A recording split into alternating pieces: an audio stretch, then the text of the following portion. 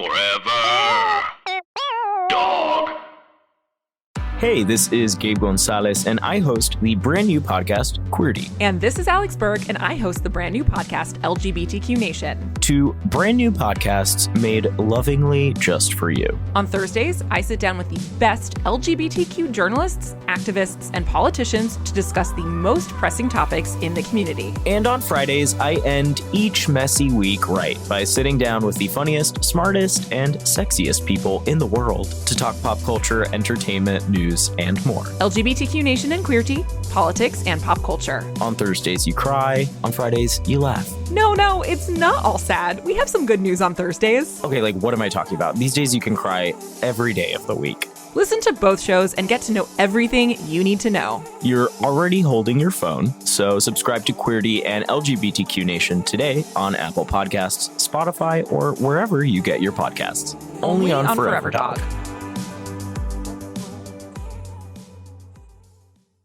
Forever. Dog.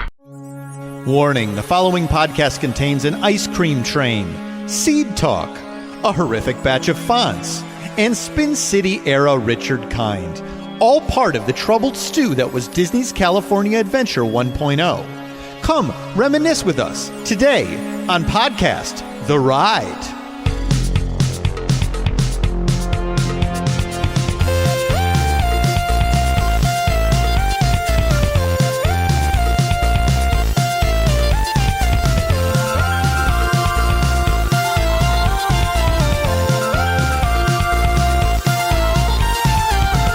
Greetings from California. Welcome to Podcast The Ride, the show where we love to San Diego to theme parks and spill the Yosemite about our favorite rides. I'm Scott Golden Gairdner, and here's a guy who Fresno's his stuff about theme parks, and you could take that to the Burbank. It's Mike Carlsbadson. Hi there. My name is Mike Carlsbadson, and I am thrilled today to be joined by my two best Sacramento buddies. Right? Yeah, that works, but that makes me have to change my next one. Oh, sorry. Because I Hollywood like to introduce the other host of the show. His favorite movie is Mr. Mulholland's Opus, Jason San Luis Obispo. That's right. Also would have taken Mulholland Drive. Wait. Cleaner, smoother, yes. Wow, that's better. You punched it up. How about Sacramento Bros? That's my yeah. We're the three Sacramento Bros. Yeah, that's good. That makes sense. Could also be San Luis Obispo Bros. You could really change. That's true. You interchange all of the Sans. If you don't know why I did all that, and it still might not add up. But if you don't know why all this is happening, then you didn't get to experience the original Disney's California Adventure, which I feel was like walking around what I just did. Yes. Is that accurate? You mean the most jam-packed theme park ever, right? As the LA Times was hyping it up. They said that then? That is the headline to the soft opening roundup article. January 14th, 2001. The most jam-packed theme park on Earth? Question mark? What do you mean? Huh. Maybe Disney Sea wasn't open yet. When did Disney Sea open? Because if it was open. Disney Sea opened later in 2001, didn't it? Oh, I believe. Well, then that's the problem. But the reason they described it that way is because the contents of this article is all about how we are expecting folks come early in the morning or late at night, because we're going to be turning people away from this place. We're expecting 7 million people opening year, and that did not happen. Do you have any idea where it ended up? I'm going to put you on the fact spot, but I saw some numbers that were not good. I just don't remember them. They were expecting so for they were expecting for classic Disneyland Park, they were expecting 13.3 million, and at DCA they were expecting 7 million. What they got was 12.3 million and 5 million. Oh man. Wow. Yeah, and in general, just like the day-to-day crowds were not what they thought it was like they thought they were gonna like they kind of scared everybody away with the hype, which is similar to what happened a little bit with various points of the Star Wars thing. I mean, Star Wars is always pretty jammed, but like, I mean, remember the rest of that day of Galaxy's Edge opening where just like everywhere else at Disneyland is a ghost town? That was so nuts. Yes. Mm-hmm. And we thought we were like going to get tasered if we didn't immediately like run out. Yes. Oh, yes. Yeah, yes. right. I was very worried. I was like, oh, well, they told us we have to leave by 2:00, and if we don't, or noon, and if we don't get out by noon, you know what happens? Jail. And it's 12:03, and we're standing on a largely empty wooded pathway at the yes, other entry. It can't be in this park anymore. Yeah. If we hadn't gotten out in time, we all would have been put into slave Leia costumes. That's We're all right. chained up. And been on Chapek's barge. Put on Chapek's barge. I would have gone out into the desert. Chapek, you mean Chapek's actually 2 tons? They Photoshop him to look like that? He's actually a hulking worm monster? Chapek is the hut. Chapek is a hut. Huts are real. Chapek the hut. That's why they cut the Bantha ride, is they had to pay for his barge. That is some lame joke that's been made by some theme park account, right? Or some theme park not journalist, but commentator. Like this one. Been this right one. Here. Sorry. The current one talking. Yeah. We really need to check ourselves when we act like we're so much cooler than the other theme park media. To give you an idea of that, so these numbers, and again, you can find this LA Times article. It's the most big dick energy you've ever. They're like walking around on top of the world. The park is not opened yet, but they're like, get ready for this. So in 2019, the rough attendance numbers, and this is all coming from like LA Times and Orange County Register. Disneyland 18.7 million, DCA 9.9 million. And that year they were like, the numbers are kind of plateauing, even with Galaxy's Edge. But in theory, that's a decent year. Like that's a much higher increase, like than 18 years ago, and it's just over half at the second park. On a good year, it's just over half as many people. Wow. Right. Wow. Which especially they were like framing the park initially. Also, like still they wanted those numbers to be as high, but they were also saying it's maybe you know it's not as much as Disneyland. Like they still would kind of like hedge their bets. Like it's a 75% Disneyland, but that's good, right? You're okay with that, right? And no one was okay with that. We're talking here about the episode's called DCA 1.0, and we're doing this because this very week, California Adventure will be celebrating its 20th anniversary. February 8th, to be exact, is when the park opened. So 20 years of California Adventure.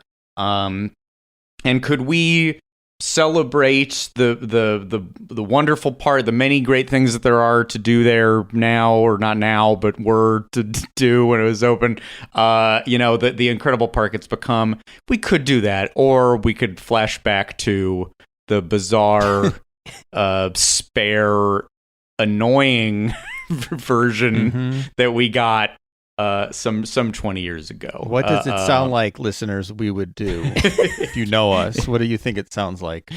You had to guess. Hello, Forever Dog listeners. I'm Allison Raskin. And I'm Gabby Dunn. And we host the podcast Just Between Us, which is available right here, right now on Forever Dog. Just Between Us is a variety show that features listener questions, in-depth interviews, and topical topics. We also play a game show called Hypotheticals. I could try to explain it to you, but the rules keep changing. I make the rules. And I always lose. We're also joined each week by incredible guests, including disability activist Alice Wong, Planned Parenthood's Alexis McGill Johnson, best-selling author and therapist Lori Gottlieb, and primatologist Kate Gilmore. New episodes of Just Between Us drop every Wednesday. So while you're listening to this podcast, search for Just Between Us with Allison Raskin and Gabby Dunn. Hit that subscribe button and check us out. Please. Please. Just between us. Greetings, mortals. I am the Lord thy God, King of the universe, creator of space. We don't need the vocal effects, do we? Who's that? But my actual voice is fine. Okay, great. Hello, I am the Lord thy God, King of the universe, creator of space and time, or as I prefer to be known these days, at the tweet of God. For over a decade, I've entertained my over 6.2 million followers with my wit, misanthropy, and off-stated regret I created any and all of you. Well, now I'm taking my hilarious blend of contempt and disgust from the Twitterverse to the podcast verse with my new show, the predictably named Godcast, premiering Wednesday, January 27th on Forever Dog. On Godcast, I'll be opening up my infinite mind about everything from politics to the nature of reality to this week's point spreads to how much longer I'll save the Queen to that weird new growth on your neck. I'll answer prayers, take spiritual phone calls, surprise people with live eternal damnations, justify the platypus, and even explain the Bible, which is not at all easy to do. Plus, every episode, I'll be interviewing a guest, either alive, like Stephen Colbert, Zooey Deschanel, and Lin-Manuel Miranda, or dead, like Moses, Amelia Earhart, and Lizzie Borden. Joining me for it all will be my adorable sidekick, the 18 to 34 demo appealing Joan of Arc. Hi, God. Hi, Joan. You excited for the show? Sure am. Hey, could you put me out now? Not now, maybe soon. Sounds great. New episodes of Godcast will premiere every Wednesday, so be sure to subscribe on Apple Podcasts, Spotify, or wherever you listen to podcasts. Or you can, and will, go to hell. Godcast, from the creator of At the Tweet of God, and everything else.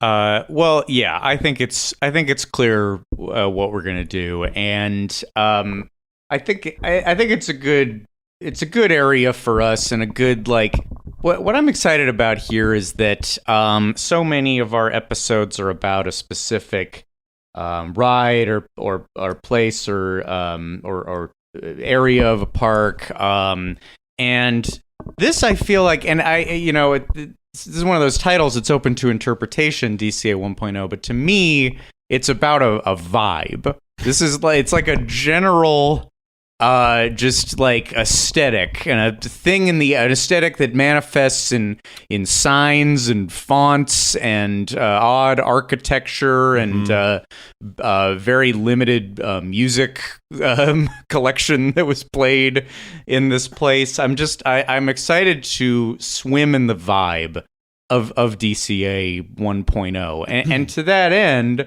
I think maybe a good thing to talk about is that in one of our very first episodes, we were talking about, like, maybe controversial theme park opinions that we have, and Jason's was that he kind of liked the vibe, that you do in some ways miss what California Adventure was like in the very beginning. Well, I was talking to my dad about this the other day because I told him we were doing this episode, and he's like, and let me be clear, the first time I went there was like 2006. So some adjustments had already been made, but a lot of it had not been changed yet. And the first time he would have seen it, I think, would have been like 2007, 2008. So again, even more adjustments. I think he first came out and saw that park maybe 2008, right before like Toy Story Midway Mania. So, but there was still a lot of it hanging on. And I think one of the things we liked was, Disneyland's really jam-packed with stuff to do. But DCA, even in its transitional like years in between the like very original and then the gradual changes in the late 2000s, early 2010s, it was kind of like nice that you didn't have, like, there were less attraction. Like, you could go a little slower. You could have a beer. It was a little like leisurely pace. We liked the Grizzly Peak recreation area. We like the Fisherman's Wharf, Bread Tour, the Tortilla Factories, and some kind of different stuff. But you could still have a slow day even if there was more to do. You can have a slow day now and a beer now. It wouldn't prevent you from... that's true. Now I think it does occasionally suffer from the problem they were concerned about early on of like with less attractions. If one or two goes down or one or two are just really backed up, you can get in that like, ooh, what do we do? Like, where do we go? Here's my such a like blockbuster driven. Yes. I was just gonna. Here's my theory for what you're actually is going on in your brain, and I have some of it. I believe that just because it was 10 years ago, we're all nostalgic for being younger and being in the past when we had less troubles and less cares. And now you have that annoying calliope music with with the like sparse California Adventure like theming and the sort of genericness of it. So now it's associated. 10 years ago, you were a carefree man in his 20s. You were a childless man in his 20s. That's not wrong. I do very much remember the first day I went in college with my roommate Jack, and we got there bright and early at 8 a.m. because we were going to try to do both parks in one day. And we did pretty much all of California Adventure by noon.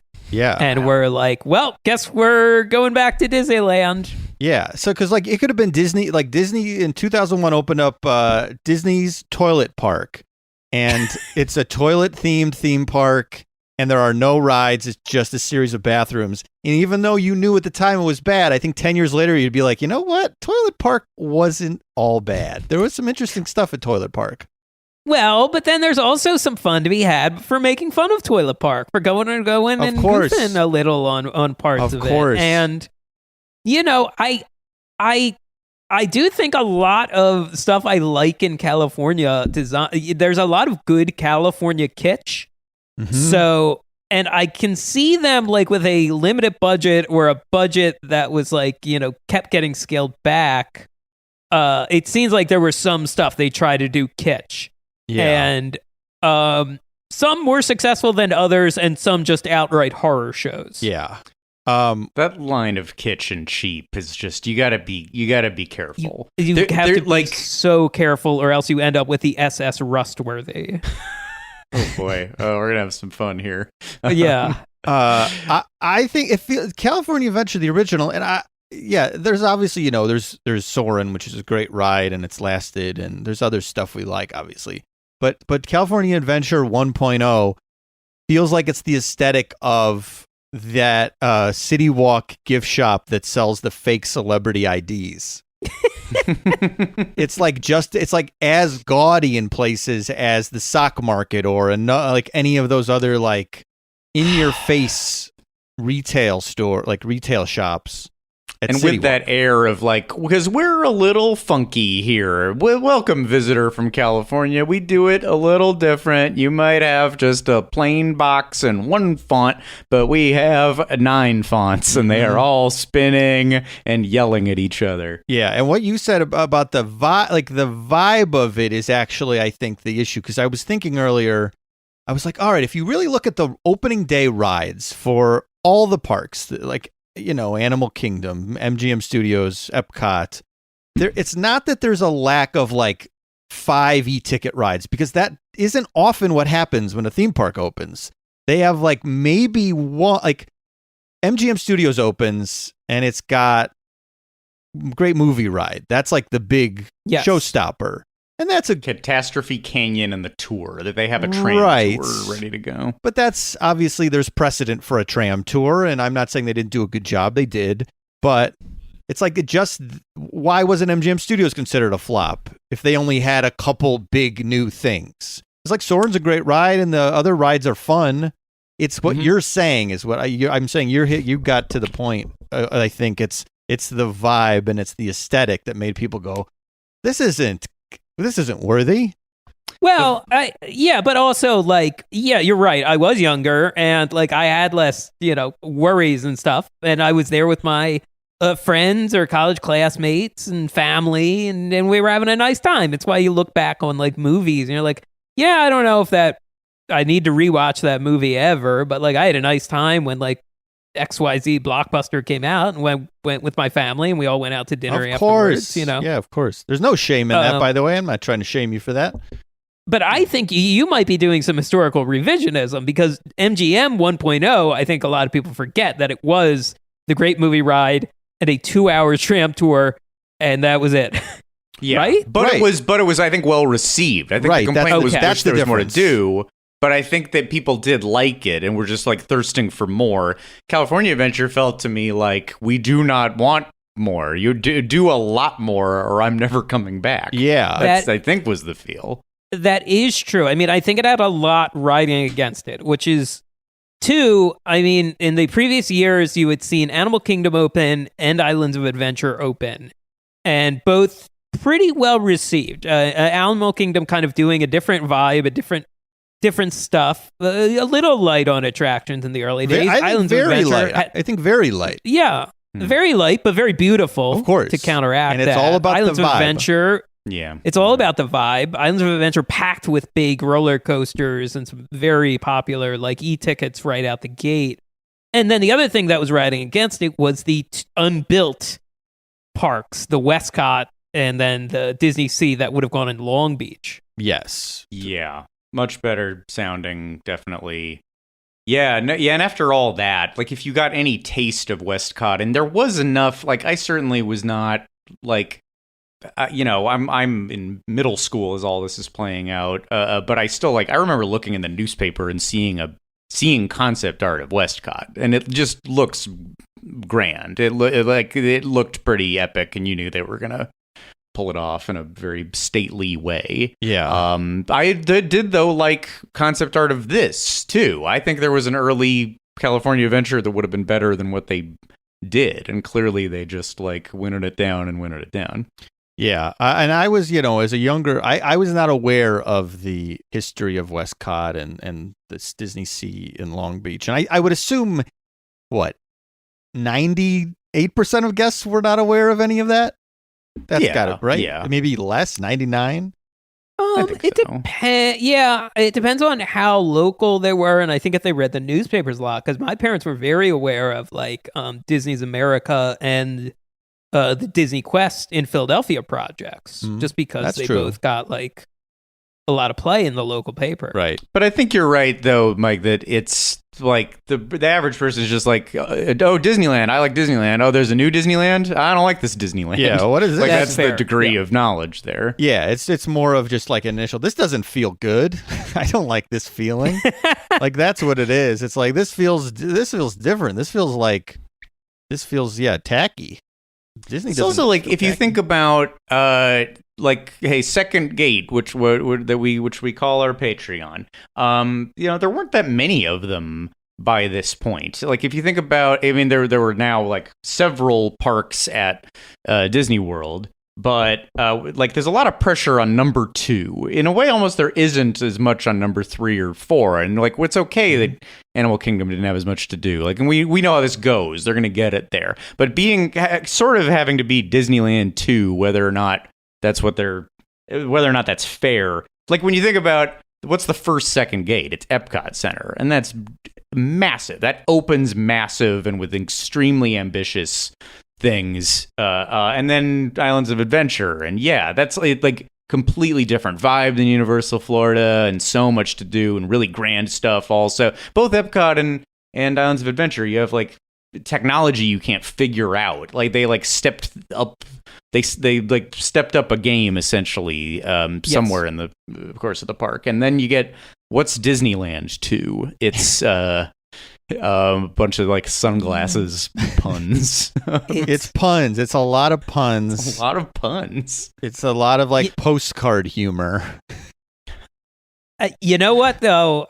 This wasn't a thing that really dawned on me until very recently, but I think in current DCA, it would be awesome to just walk over and get a Big Mac.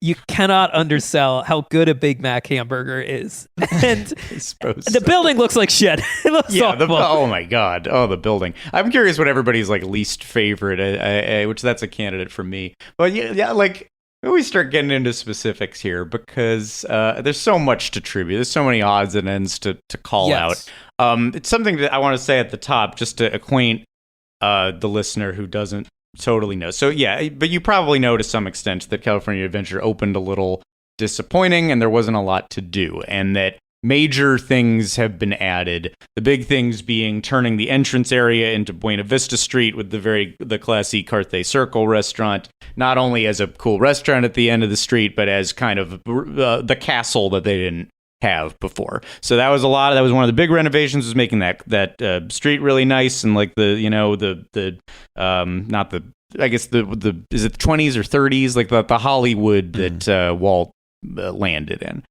And Cars Land obviously is the huge one, but that got added. But besides that, just to acquaint you that in 2001, what did they not have at California Adventure? They did not have the Tower of Terror, probably the biggest, quickest save that they were able to do. They did not have a Bugs Land, which is now they don't have anymore, and it's becoming Marvel. But just all of that was, less, and we'll talk about that. No Cars Land, no Little Mermaid. There was the pier area and California Screamin', the roller coaster, but there was not Toy Story Midway Mania. So you're talking like so many of the what are now kind of the tent poles of the park are not there. And obviously, we've talked about this plenty, and we just talked about it. But what is now the Monsters Inc. ride was Superstar Limo, considered the worst attraction, and really we've covered that plenty. But Superstar Limo, I feel like jumped out. I think you didn't have to be a theme park nerd to know about Superstar Limo and be like, "Gah, that sounds awful." Because like newspaper articles would call that out and say, "Are you wondering what that second Disneyland is? It's got this." Yeah, maybe reconsider. Well, you even compare that to just what a Great Movie Ride, which I've heard legit criticisms of Great Movie Ride. But Great Movie Ride has tons of show scenes, tons of robots. You're on a car. They're impressive robots. They're human size. And then you just like years later, it's just like tiny little creep robot, like not even robots. And it's like, if you heard about it, you go, "Oh, that sucks."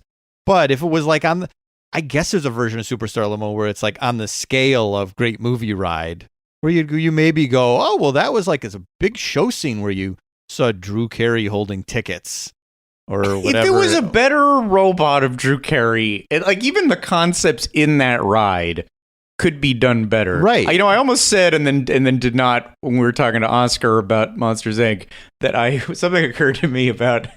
I think the vibe, the aesthetic of Superstar Limo is like the animated intro to the Anna Nicole Smith reality show. Oh man! If you were in a ride that looked like that, I know exactly what you're talking about. Yes, yeah, that is 100%. Or like almost like the Nanny. I don't dislike the Nanny opening as much, but right. I don't know that I want to go into a ride that looks like the Nanny intro. I think it's using the Nanny's intro style as an excuse for a lack of budget.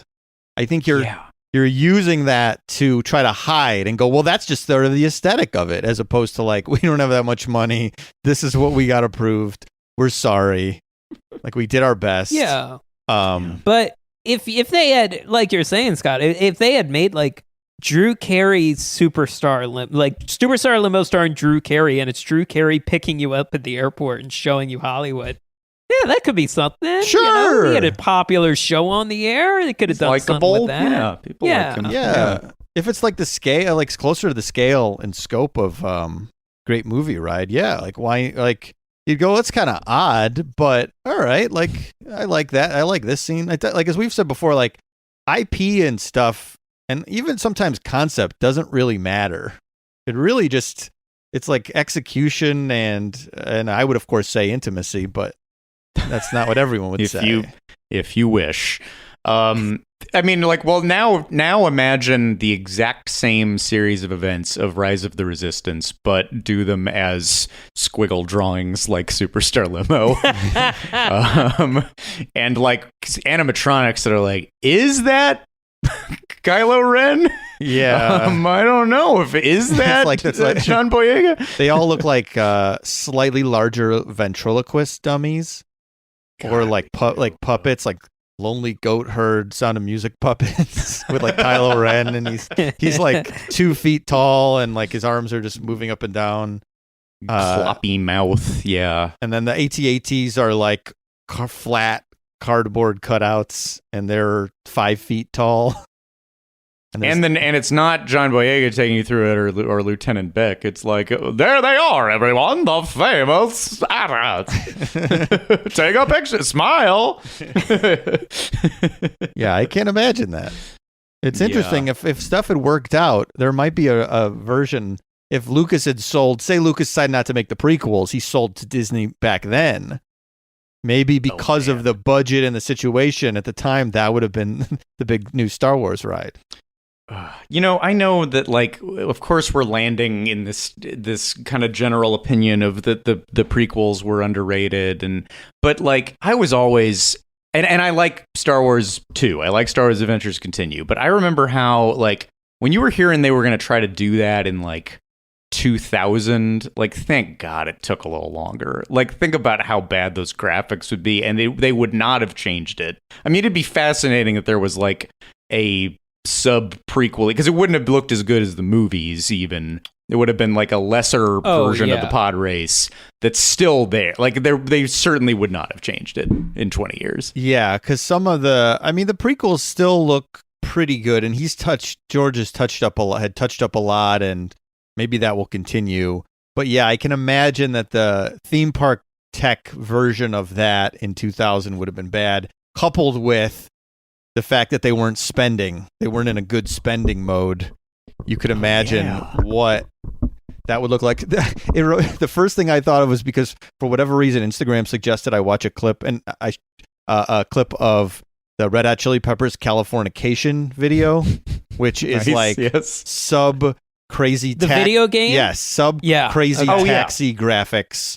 Mm-hmm. Where that's kind of the idea, right? I don't think they meant for that to be photorealistic. Yeah, no, but it looks awful. It looks really bad, like much worse than I remember it looking. And maybe Crazy Taxi looks that bad too, and I'm forgetting. But that's my first thought, is how Star Tours would have looked, is that level. But that was 99, I believe, 99 or 2000 is when that video came out.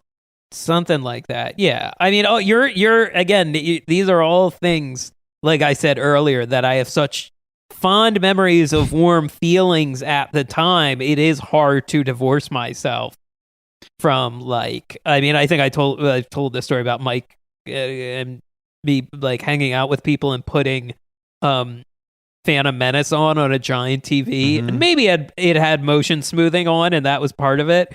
But it looked like a Windows 2000 screensaver kind of playing in the background. But I like a lot of those actors, from the prequels, and I like a lot of the actors in the new ones, So you have warmth, and again, you go see it with people you like, and so it can be hard to divorce from the quality of something. Who would have replaced Rex in Star Tours 2000?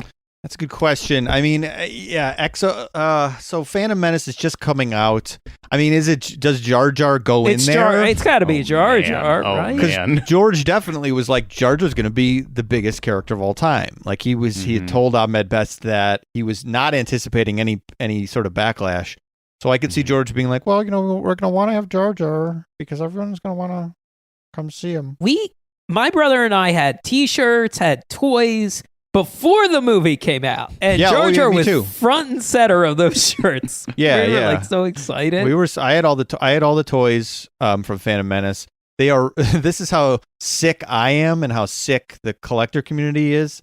They are just releasing bigger versions on the same Phantom Menace card, and their best, which means that backing of a figure. So it basically looks exactly like the toys you're talking about, Phantom Menace, that red card and only it's like 6-inch figures now, not like the shorter ones we bought. And I want them. I want the Mace Windu. I want the Jar Jar. I've bought many of these different retro toys this year that have the same backing card as I had when I was a child. So yeah, we were all hyped for all of those, and Jar Jar was definitely part of it. And so maybe it's Jar Jar, or is it little Anakin but rendered at the time in Superstar Limo quality? I'm gonna fly it. I'm the pilot. So like a little ventriloquist dummy of Anakin Skywalker, essentially, like that quality. Big wide mouth and very dead eyes. Yes. You could it would have made complete sense to like just replace Pinocchio with him on the Pinocchio ride, and no one would have even noticed. It'd be like, oh Put yeah, a mop top on. Yeah. Like Pinocchio got a new haircut and he's wearing like a robe now. Okay. Yeah, that's an interesting. I think we would have had a lot more Boss Nass on it. I wish there was more Boss Nass now. I love almost all the prequel characters, and it's not even ironic anymore, I will say. But I am fast. I would have loved it if that had happened, and then we've got an updated version. But as you're saying, you're correct. It would not have happened. Tough if it was, yes. Although some people would be ardently arguing that it's the best ride in history. There would certainly be that. Yes, that is true. That is true. Yes. Darth Plagueis the ride. I'll bring it back to California Adventure. So the one phrase I kept seeing come up, and I didn't quite do the math on. I think it's about right, but it depends on what you consider an attraction. When California Adventure opened, it had the same number of attractions as Disneyland did in 1955. Yes. Did anyone else come across that? Yes, because I watched the opening day special hosted by Richard Kind, Barry Bostwick, Colin Mockery, like a lot of different people. And they say Sherwood. Brad Sherwood, thank you. Warburton in there, and of course Eisner at the end. But they say that early on, and they're very proud of that. Yes. As if that means anything. That's acceptable. Yeah. That's bad. That's not good. Yeah. Our standards it's kind of similar to how, like, sometimes somebody you'll see a comforting stat, what's supposed to be a comforting stat about how actually the pandemic is playing just like the Spanish flu.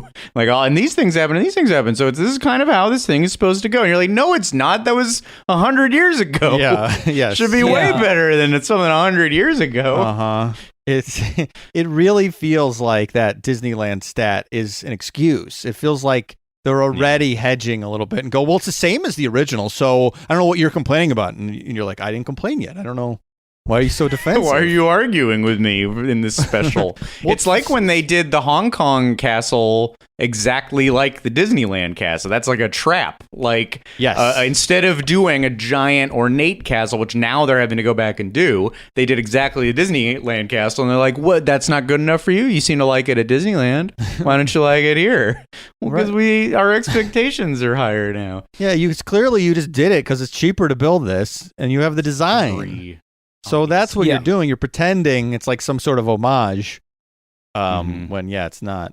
Because the Disneyland stat, and then I go, okay, what was open Disneyland opening day? It's like, first of all, you have to put yourself in a different context. This type of crazy theme park did not exist yet.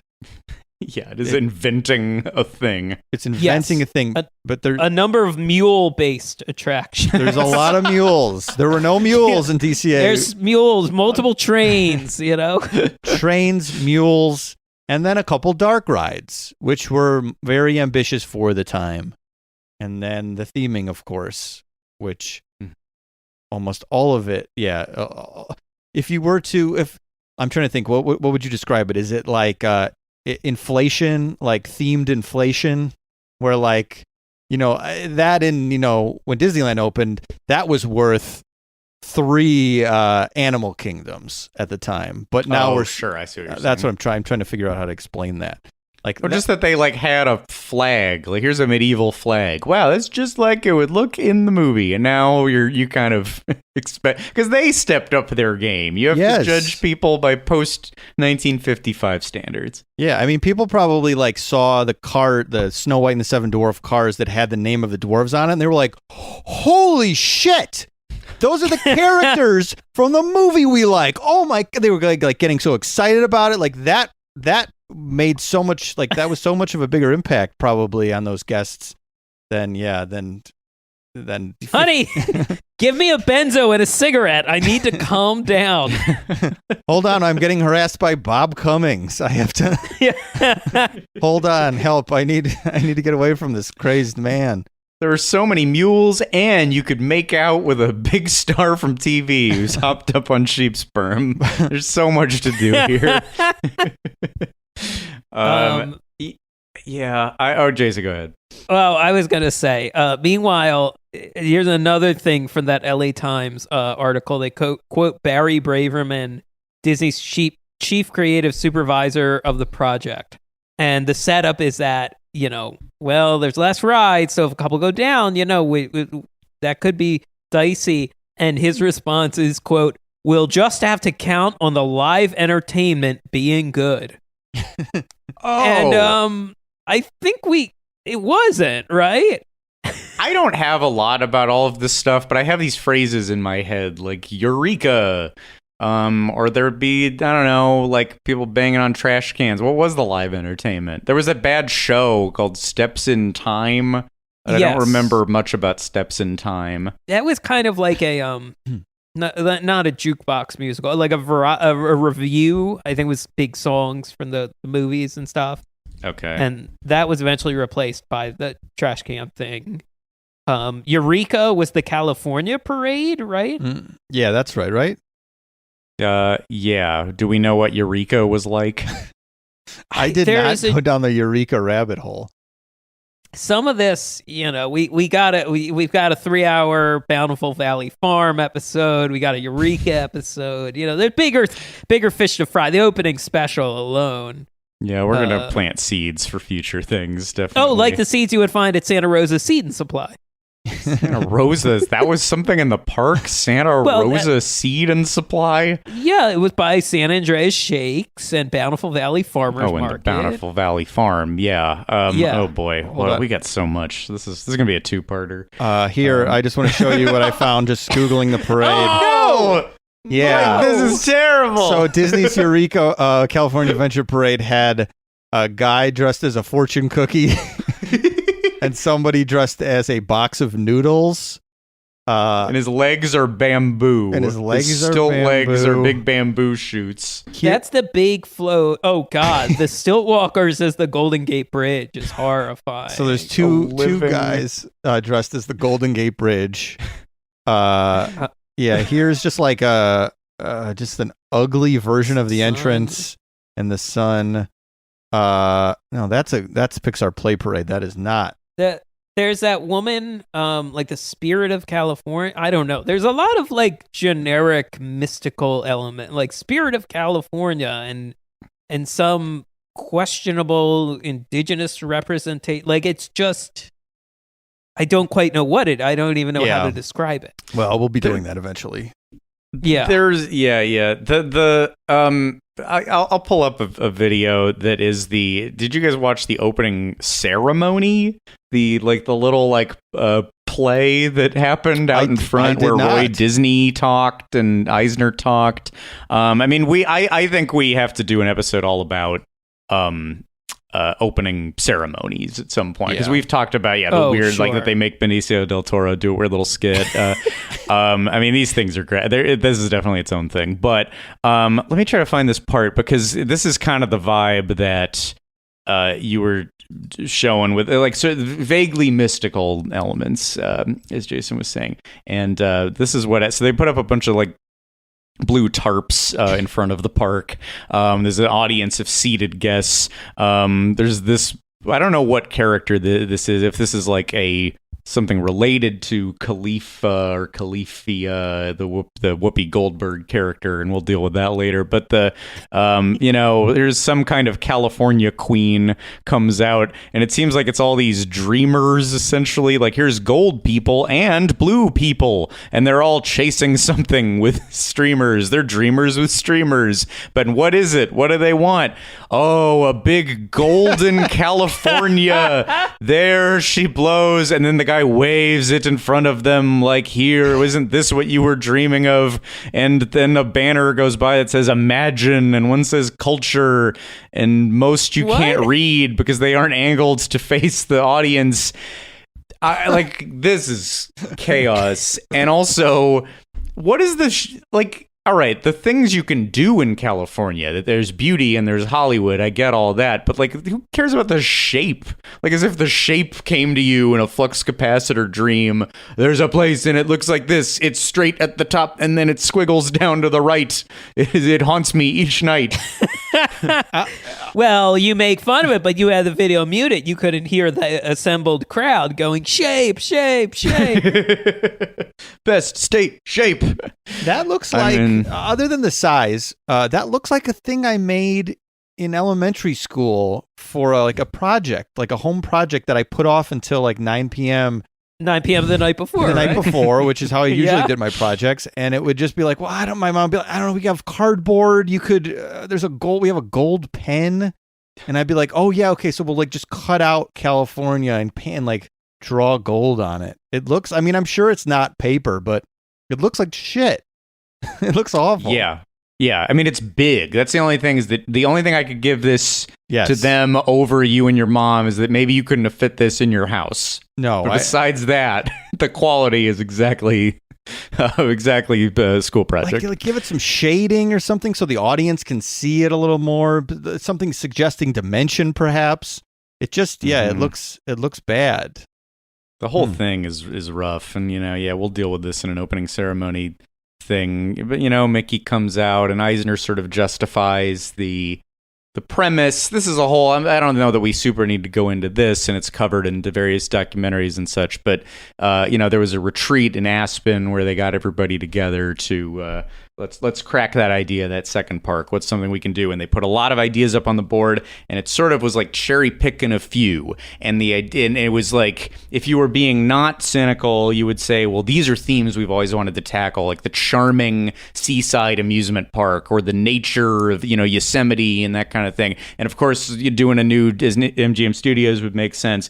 But if you're being cynical about it, it's like, well, what are our main travel tourism competitors? All right, people, what do people do instead of Disneyland? They go to nature, and they go to Hollywood, and they go to, I don't know, Santa Cruz, the boardwalk there. Let's do a fake one of all those, and then we'll cut into all of their money. That is, I guess, yeah, now that you say that, it's like that was sort of a very strong Eisner philosophy.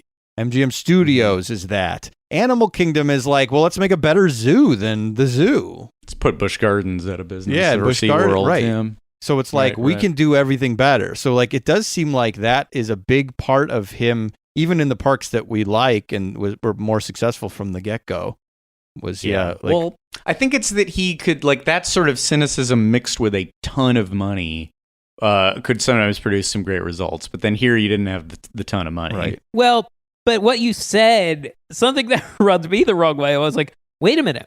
Why did they transport all these people to Aspen, Colorado to figure this out? If you wanted to get everyone out of town, Santa Barbara's 2 hours up the road. Well, they maybe didn't have their California idea yet. Yeah, right. Maybe the thought. Yeah, maybe it could have been a totally other idea. Oh, no, I don't even mean the transporting the park. I mean for corporate responsibility. It's like, oh, it seems like you put more thought into the this retreat's vacation aspect than you did the actual work, Potentially. It's maybe where their head was at. Yes, what's a nice trip we can do? Do you think if Eisner was still in charge, we would have some sort of a Lego type land in one of the parks to make sure people, kids didn't go to Legoland? I don't know if he would have like Block partnered with Block Place or something. Like Block, yeah. California Adventure would have a Block Place where you would play with blocks. Connects, yeah. Is that Lego owned? I forget. It might be Playmobil. He's just like looking for adjacent properties. Or they just make their own. They just make their own Disney Mickey Mortars. They'll build a building with Mickey Mortar. Mortars. Yeah, like what you. Oh yeah, put in between right. bricks. Yeah, of course. Not All the right. the bomb, the projectile. Yes. Yeah, you're right. That's what my brain went to. Was like, we're making bombs now. That's for Dismal Land. That's for Banksy's Dismal Land. Yeah. Not for Disneyland. Yeah. I maybe to start stepping into some specific things. And some of the big stuff that I'm sure we want to talk about is right at the front. So why don't we do kind of a let's head into the park. Let's imagine that those blue walls at the opening ceremony went down, because that's what happens after they find California, thanks to the sun goddess or whatever. Then one layer comes down and you see those big California letters. I think people probably remember this. This was still there up until fairly recently. Big letters spelling out California. I think this is among the less egregious things that they did initially. Yes. I think it's a clever idea. I don't know a lot of this park, it's like, I can kind of see the kernel of a clever idea. The execution or the reach was not necessarily there. But yeah, this is less egregious. Yeah. And I think this is a photo. I will give this credit. This is these are letters that were taken, like photos in front of a lot, I believe. Everybody has photos of these. So pre-Instagram, they had made like a very Instagrammable thing. And like, I believe, I don't know, I'm using a newer philosophy to think about the success here. But I think that you could say, well, that was fun. I liked going up in front of that C.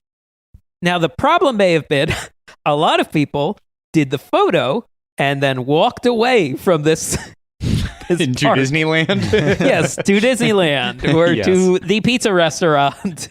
Yeah. That'd be fair. I think the letters ended up looking nice when they did they made it look like the world of color, and there's a slow gradient to the letters. They looked nice in the holidays. Like they were able to on DCA 1.0. They didn't look like trash, and the font is good. I'll give it up for the font, because I have a lot of font problems in this park. They eventually got rid of these, though they lasted a while longer. They now it all got moved up to Sacramento to a place called Cal Expo, which is where they do the California State Fair. So it's cool that they found another home. Gavin Newsom has given some very stressful press conferences in front of these letters, and which I remember infuriating. I think he announced restrictions on theme parks or failed to address theme parks or something in front of the letters, and people were like, "But he's right in front of the letters, and he's making theme parks suffer." So a dark use of the letters. And by the way, now that thing Cal Expo. Because these state fair sites just kind of sit dormant most of the year, and all year in this case, because there's no state fair, it has become a mega vaccine site. And it is apparently doing among the worst of any of the mega vaccine sites. Disneyland, which has a vaccine site now, is up and running and doing way better than the place it gave the letters to. Toy Story lot is where that vaccine center is. Which, I was going to tweet about this, but maybe this is it. Do the three of us, and therefore parking garage expert Nick Weiger, do we have to wait to get the vaccine and apply to do it in a different county so that we can do it in the Toy Story lot, so far unaddressed on Podcast The Ride? Well, that's a very good question. I have thought about that question. Yeah. But then also, apparently Six Flags is a vaccination site as well. Yes. Closer. That is LA County. Yeah. And we apply for, we qualify for that one, but yeah. Mm-hmm. So here's the thing. This is a great idea for a bit. But the reality is we should probably all get a vaccine as soon as we can and maybe not hold out for a bit. But the reality is, if someone broke into my home and was screaming that a needle that they have out is the vaccine, I might let them stick it in me just in case. I'll take anything resembling a vaccine. It's worth the risk. So if it happens, if there's some sort of serendipity where we can do it in one of these places, I would love it. But yes, I agree with you. If like the mailman goes, hey, I have an extra vaccine, you want to take it? I would say, oh, yeah, sure, okay. I would probably do it. So it's a great idea, though. I mean, we would get a great 3-hour episode out of waiting in the vaccine line and say, like, how did they, how's the theming for the vaccine line? And like we've talked about so much less with the parking garages, and now we could go get cured of the disease of the century in the parking lot. That's so much more dramatic than anything we ever thought would happen in the Disneyland parking lots, especially the one that is nothing, that is just pavement. Could we get the first dose in Toy Story and the second dose at Six Flags if we're doing Moderna or Pfizer? Just so we can get this whole spread. I don't think City Walk works out. Yeah, I don't think City Walk is doing it. Right? Because it's too confusing. Yeah. People they'd waste vial after vial because of the confusing universal parking garages. Where's King Kong? Yeah. Oh no, I got the disease now. I'm gonna die. And Mike would end up with a comically large thing of vaccine juice that he's like, I don't want to drink that. I gotta go. I don't want to throw it out. You just dump it in a bush. You don't want to dump it in a bush. Yeah. I guess that makes sense. They would want to do that at City Walk. So that, I don't know. Let us know what you think. If you really want us to do it, and if you work in the medical community and can help us do it, then we'll definitely do it. We're willing to cut a line in front of people that need it more. I will start doing spin kicks on strangers. Yeah. And Weiger's is for sure in. I mean, we'll just assume for him. Right. Definitely. He'll hear about it. Yeah. Okay, so we keep moving past the letters, and the letters are part of a greater tableau, and that is the postcard introduction to the park. Is it called anything? Is it called sort of greetings from California or something? You mean, is it like it's called the world's largest ceramic mural is what it is. It's the largest ceramic, at the time was the largest ceramic mural in the world. That's cool. That is cool. The postcard didn't go anywhere, right? I didn't see anything about that. Did it move, the mural? Yeah. I'm not. I feel like it might have. Maybe they did try to take it somewhere, but I don't really know. We'll look into it. But this whole idea, I don't think that I knew exactly that was the idea. It just kind of looked chintzy, despite being like it's certainly amazing ceramic work if you're just judging it on the ceramic quality. But I don't know, that you're in a postcard, I don't think I got it. Yeah, I guess I didn't get that either, really. I guess that doesn't really play so strongly. This is also another thing about, and I should, as we criticize some things about California Adventure 1.0, if you look at something, you might actually go, well, that looks like it took a lot of time and artistry to make it. I just don't find it pleasant. Mm-hmm. Yeah. Totally. It's like that sort of, you can actually appreciate sometimes where you go, man, a lot of work went into that thing that I go, ugh. Just how about how do you guys feel about the Golden Gateway, which is what I believe what they called the Golden Gate Bridge? The miniature Golden Gate that the monorail goes over, because that's still a bridge. They made it that bridge into Atwater Village that you take if you're going to Dunkin' Donuts. I think like a bridge we use. Yeah. I think I think that's okay. I don't find that so egregious. Yeah, it makes sense. It's a pretty one of the more recognizable, things I think they reproduced. I liked the idea, but I think it's chintzy. They hit it in that they were dissing it in the Imagineering Story documentary, and I was like, good, yeah, and I can't tell you why exactly. Like the idea, I remember thinking, and the monorail goes over the Golden Gate Bridge. That's pretty neat. And then what is wrong with the bridge? Is it the wrong shade? Is it too small? It looks Legolandy to me. Yeah, I think looks a little cartoony. And then shortly thereafter that, you hit this ornate Grand Hotel, which is very detailed. Of course, you do not stop at it. No, you can't get off or on there. No. Usually so, yeah. I think that if it wasn't just like flats with mountains around it when you're looking at the Golden Gate Bridge things, I think it would have looked better. I think just the nature of it does it like when those things juxtaposed, it just gives you a sense of cheap. It just doesn't feel grand. And I think you could probably keep the bridge things the same, and if just the stuff around it was better, you might actually go, oh, yeah, well, that looks cool. That's pretty cool. Yeah. There's so many rivets. It was just like so studded, I felt like. It seemed like too many. Maybe they bought, maybe that's what made it look like Legos to me. This might be a good, because this is how I found this odd little rabbit hole. If you want to see pictures of early California adventure, it is so well archived on the site Yesterland that does a really great job of just keeping track of things that used to be there. And their California side of the site is just packed. There's so much. And they were talking about things about this Golden Gate Bridge. And, well, one thing about it is that it was a great place to hang banners and to advertise events that were coming up at the park. Because one thing about early California Adventure, they tried to do a lot of odds and ends events. They had the X Games come in, which led to some very ugly artwork.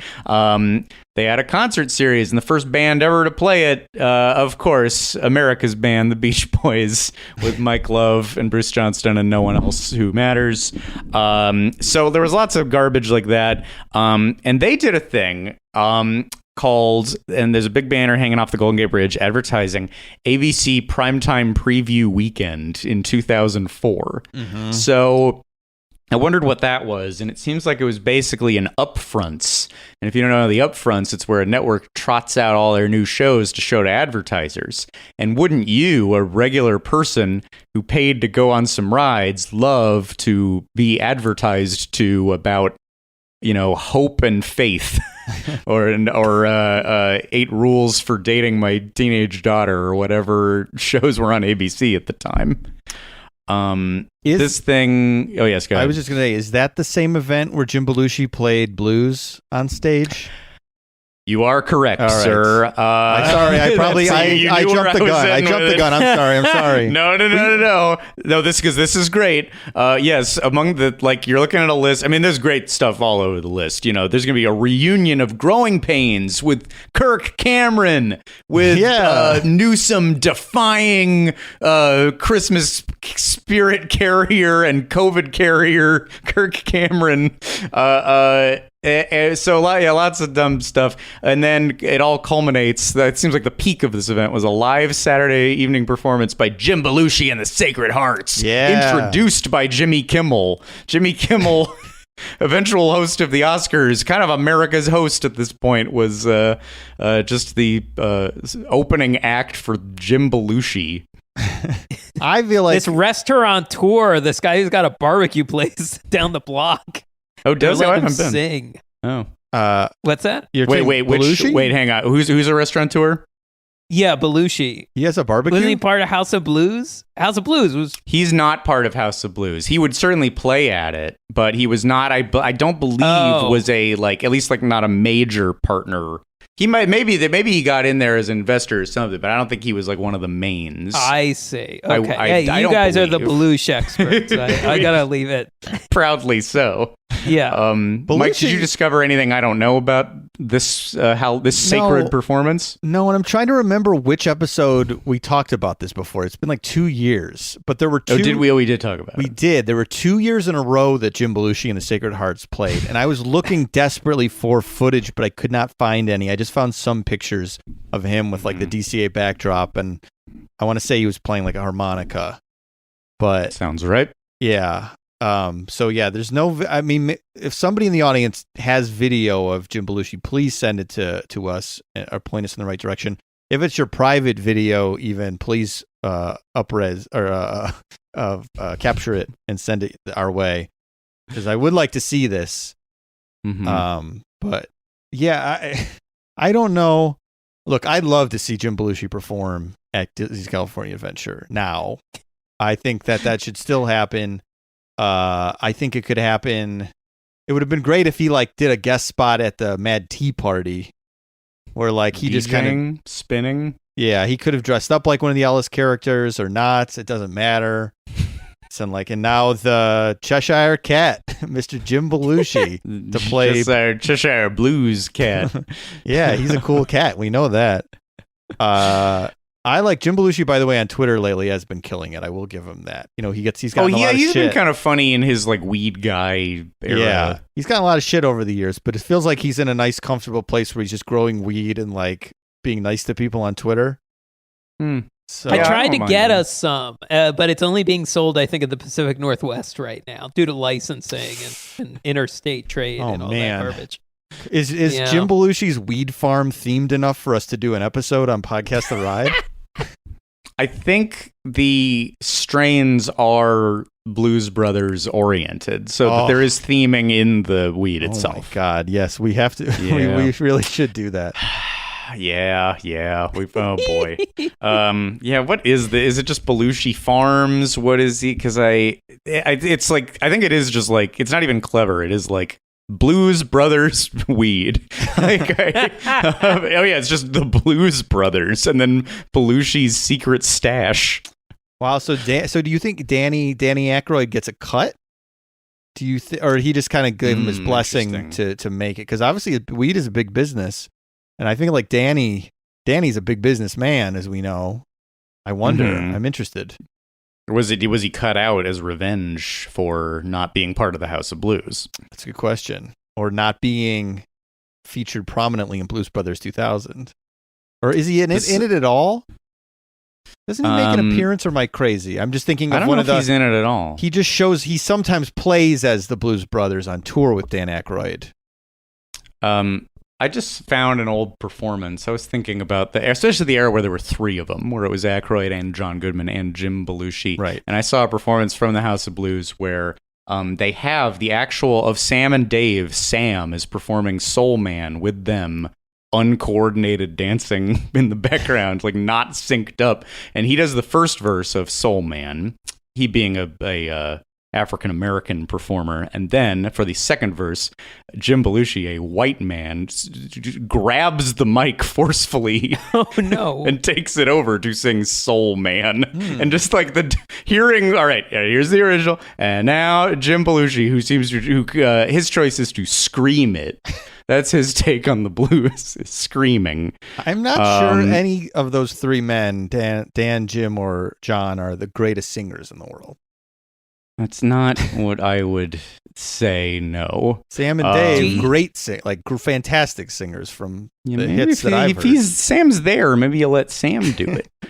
Is Belushi the one? Did we talk about the story about the DVDs, the Christmas gifts, and the car? Know. I'm not sure.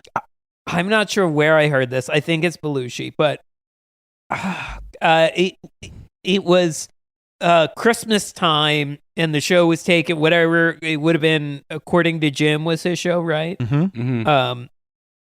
And usually when you're working on a long run TV show like that, and it gets, everyone gets very close, and either the production company or the studio gives out Christmas gifts. And sometimes, like, I've had friends get like bikes, like, for the Christmas gift. The Christmas gift on that show was the previous season on DVD.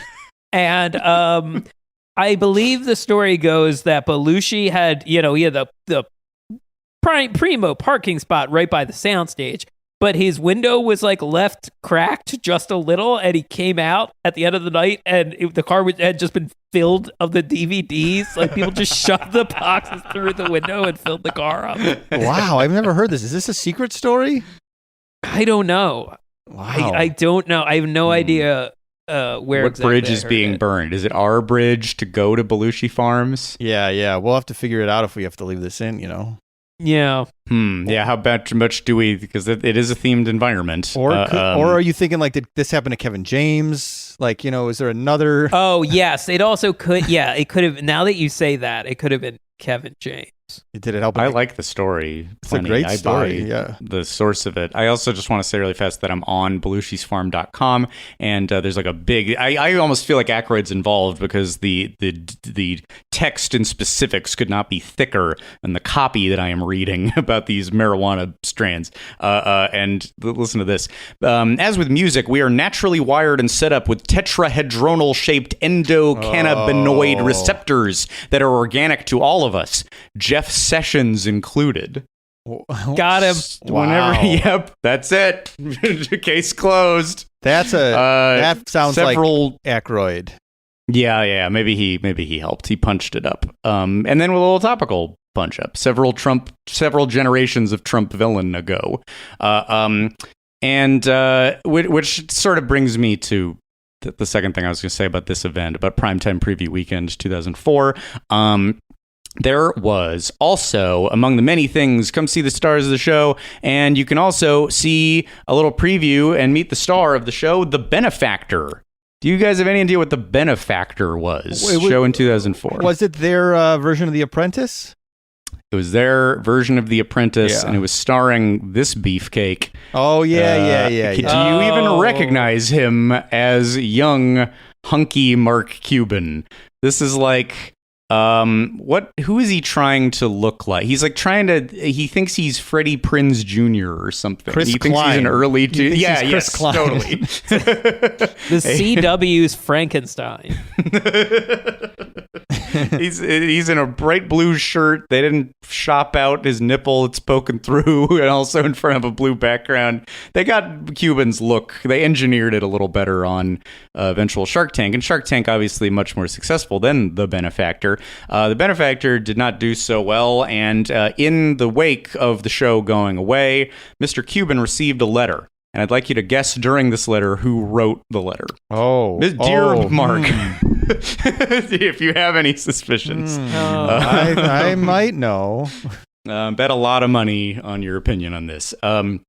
Dear Mark, I am truly sorry to hear that your show has been canceled for lack of ratings. When I initially called you to congratulate you on The Benefactor, little did you or I realize how disastrous and embarrassing it would turn out to be for you. If you ever decide to do another show, please call me and I will be happy to lend a helping hand. With best wishes. And then I'll narrow it down. The writer of this letter is a future president of the United States. So that gets you down to 3, and you can guess which one. Ron Paul. Yeah.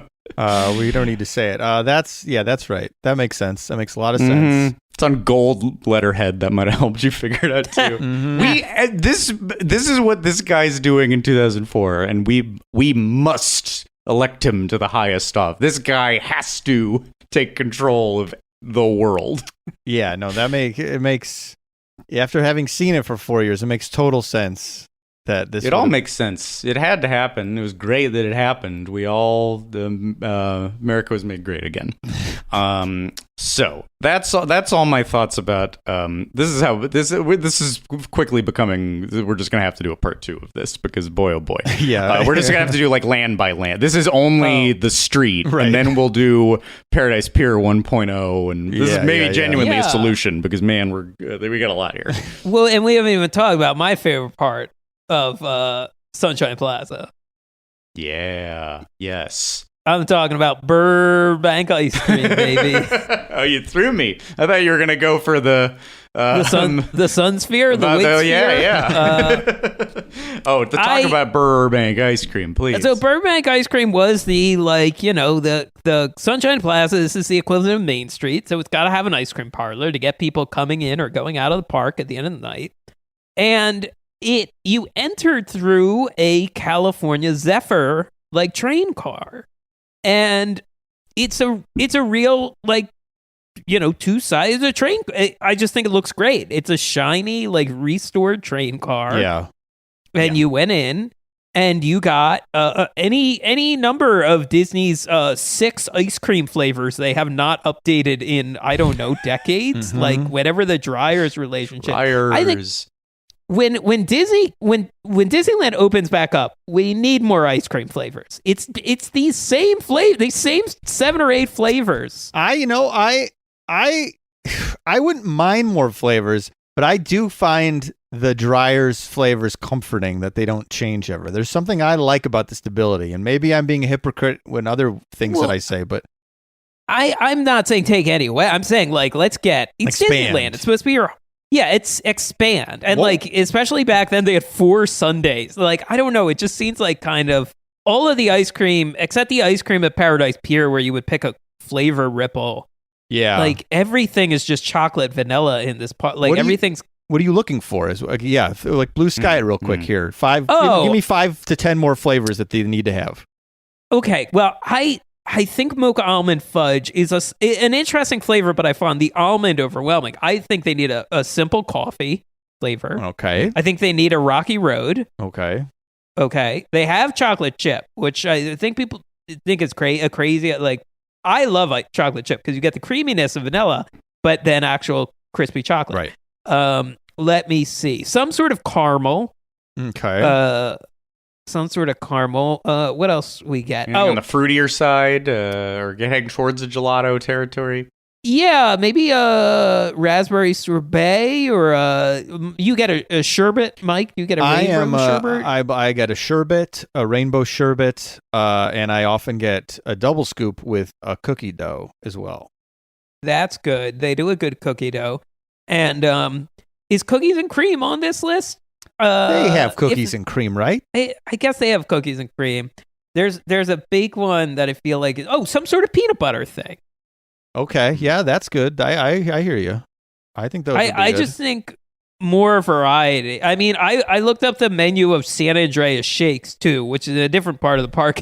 That was pretty much just like 2 kinds of blizzards and 2 kinds of milkshakes, chocolate or vanilla. Yeah. And I'm like, that's kind of boring.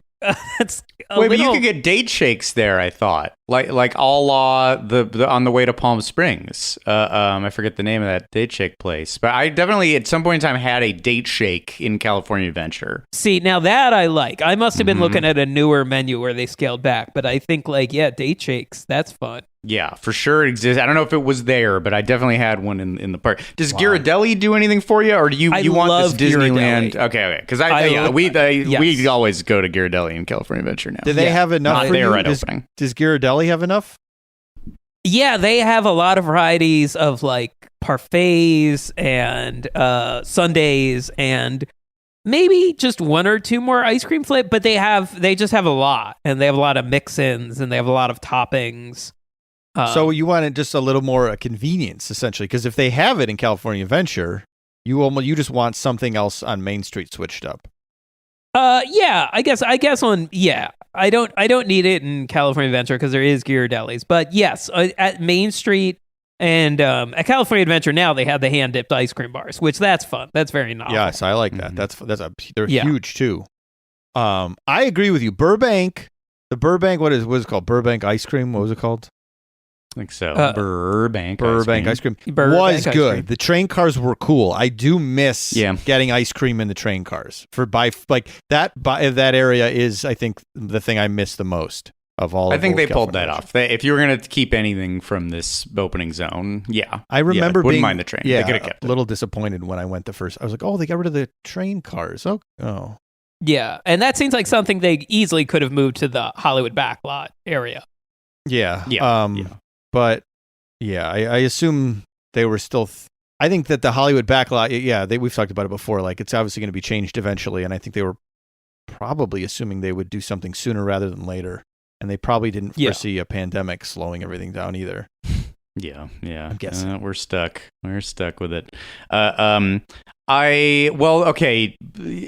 want to talk about? By the way, I think Disney's got to hire you to be an ice cream consultant. Of course, yes. That was so concise. Ice like cream ambassador, great ideas. yeah. Just flying. You didn't even prep that. That's just off the dome. Yeah, Sure. just walk around. Yeah, walk around. Like, you would walk around with a team of people at Disney, and you would just sort of be giving your thoughts.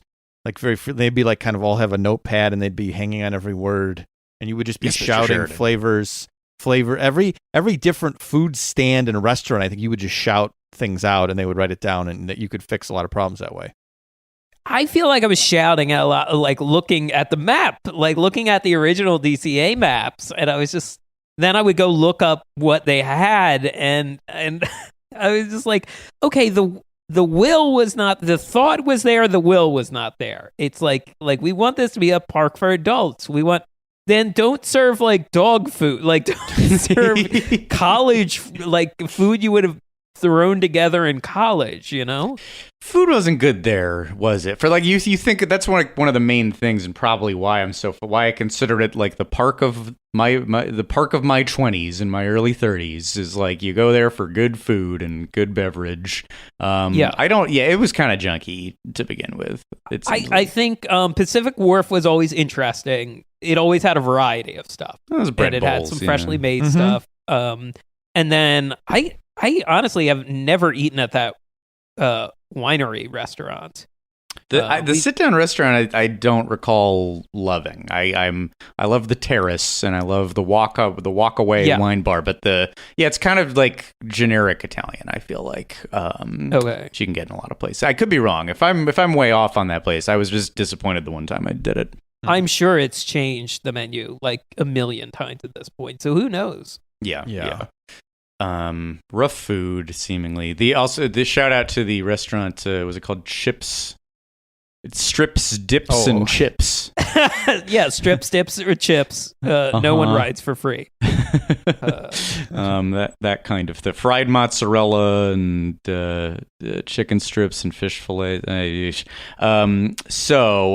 You know what's I think the train is good, but you know what's egregious, and I'll share the screen so we can be reminded. Engine ears toys. City Walk. Real gaudy logo. Extremely City Walky. Extremely sock markety. I think extremely Build-A-Bear.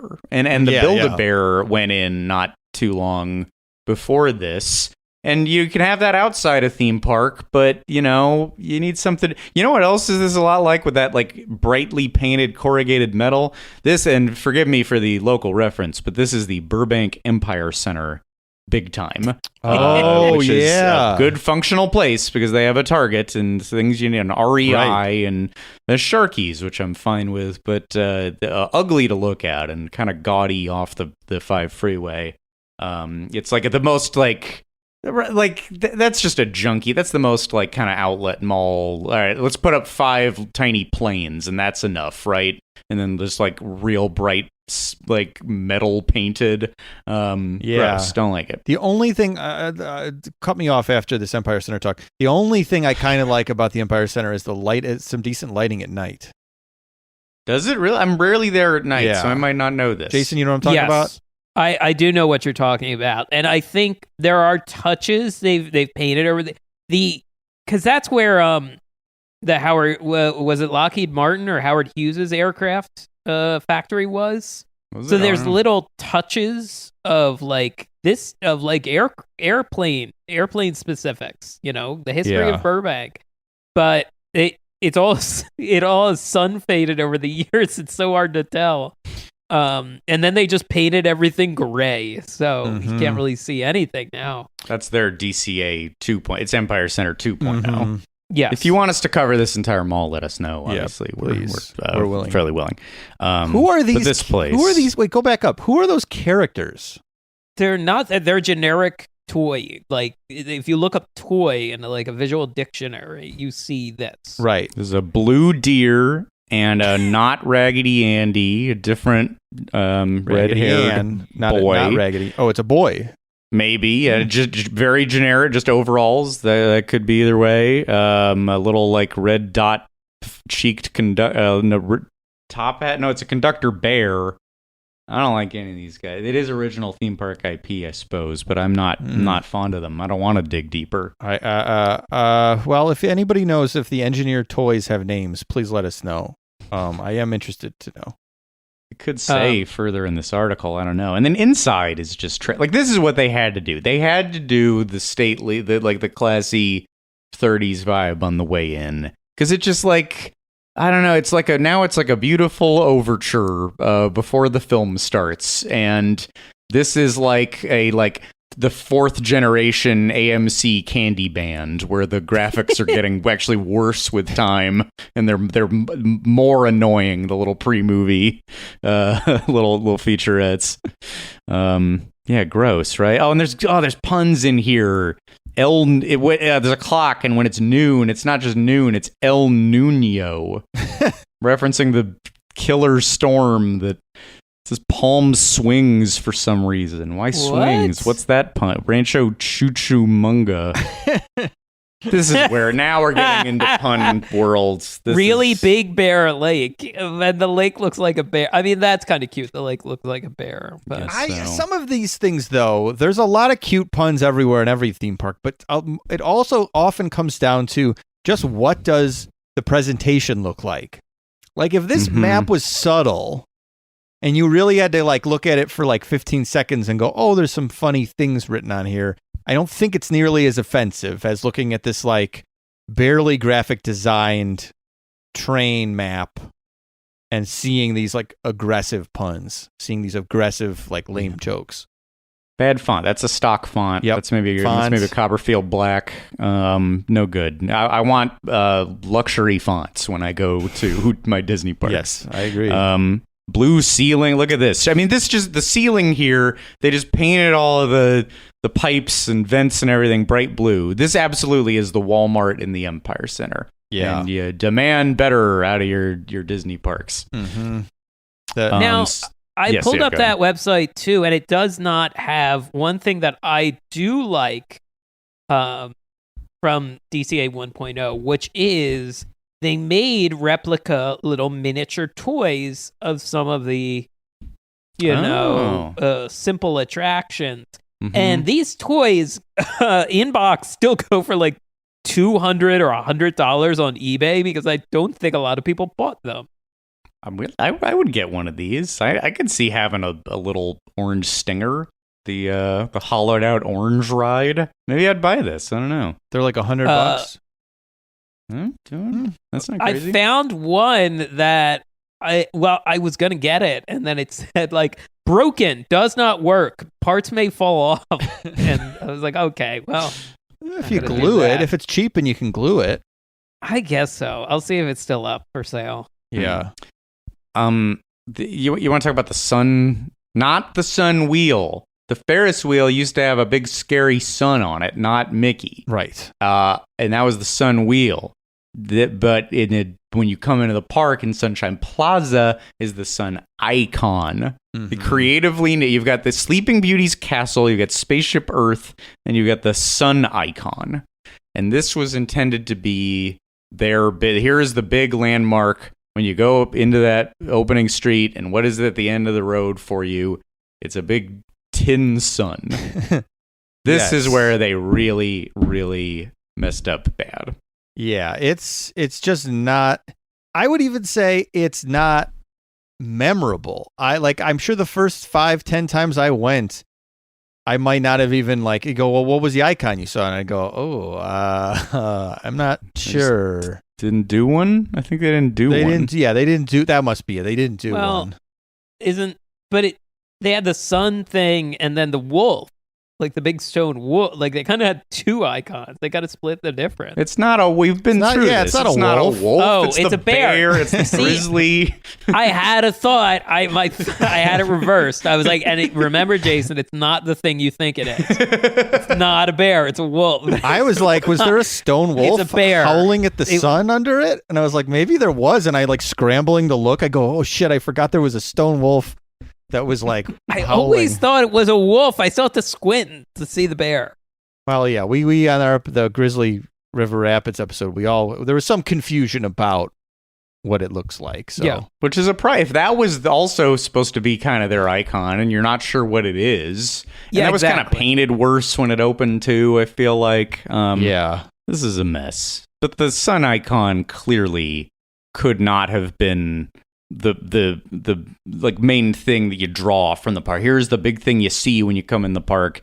It doesn't work. Also, the whole idea is that it was going to reflect the light of the sun and make it nice and warm and glowy in this area through Sunshine Plaza. I don't remember any of this. But it was painted. It was pointed the wrong way, to where it wouldn't get the sun how it was supposed to make it glow. So they had to use big reflector machines that were up on poles to hopefully bounce the sunlight off of it bounces off of that and bounces onto the sun, which it did not do. This never worked. So it just kind of looked flat and bad here all the time. Yeah.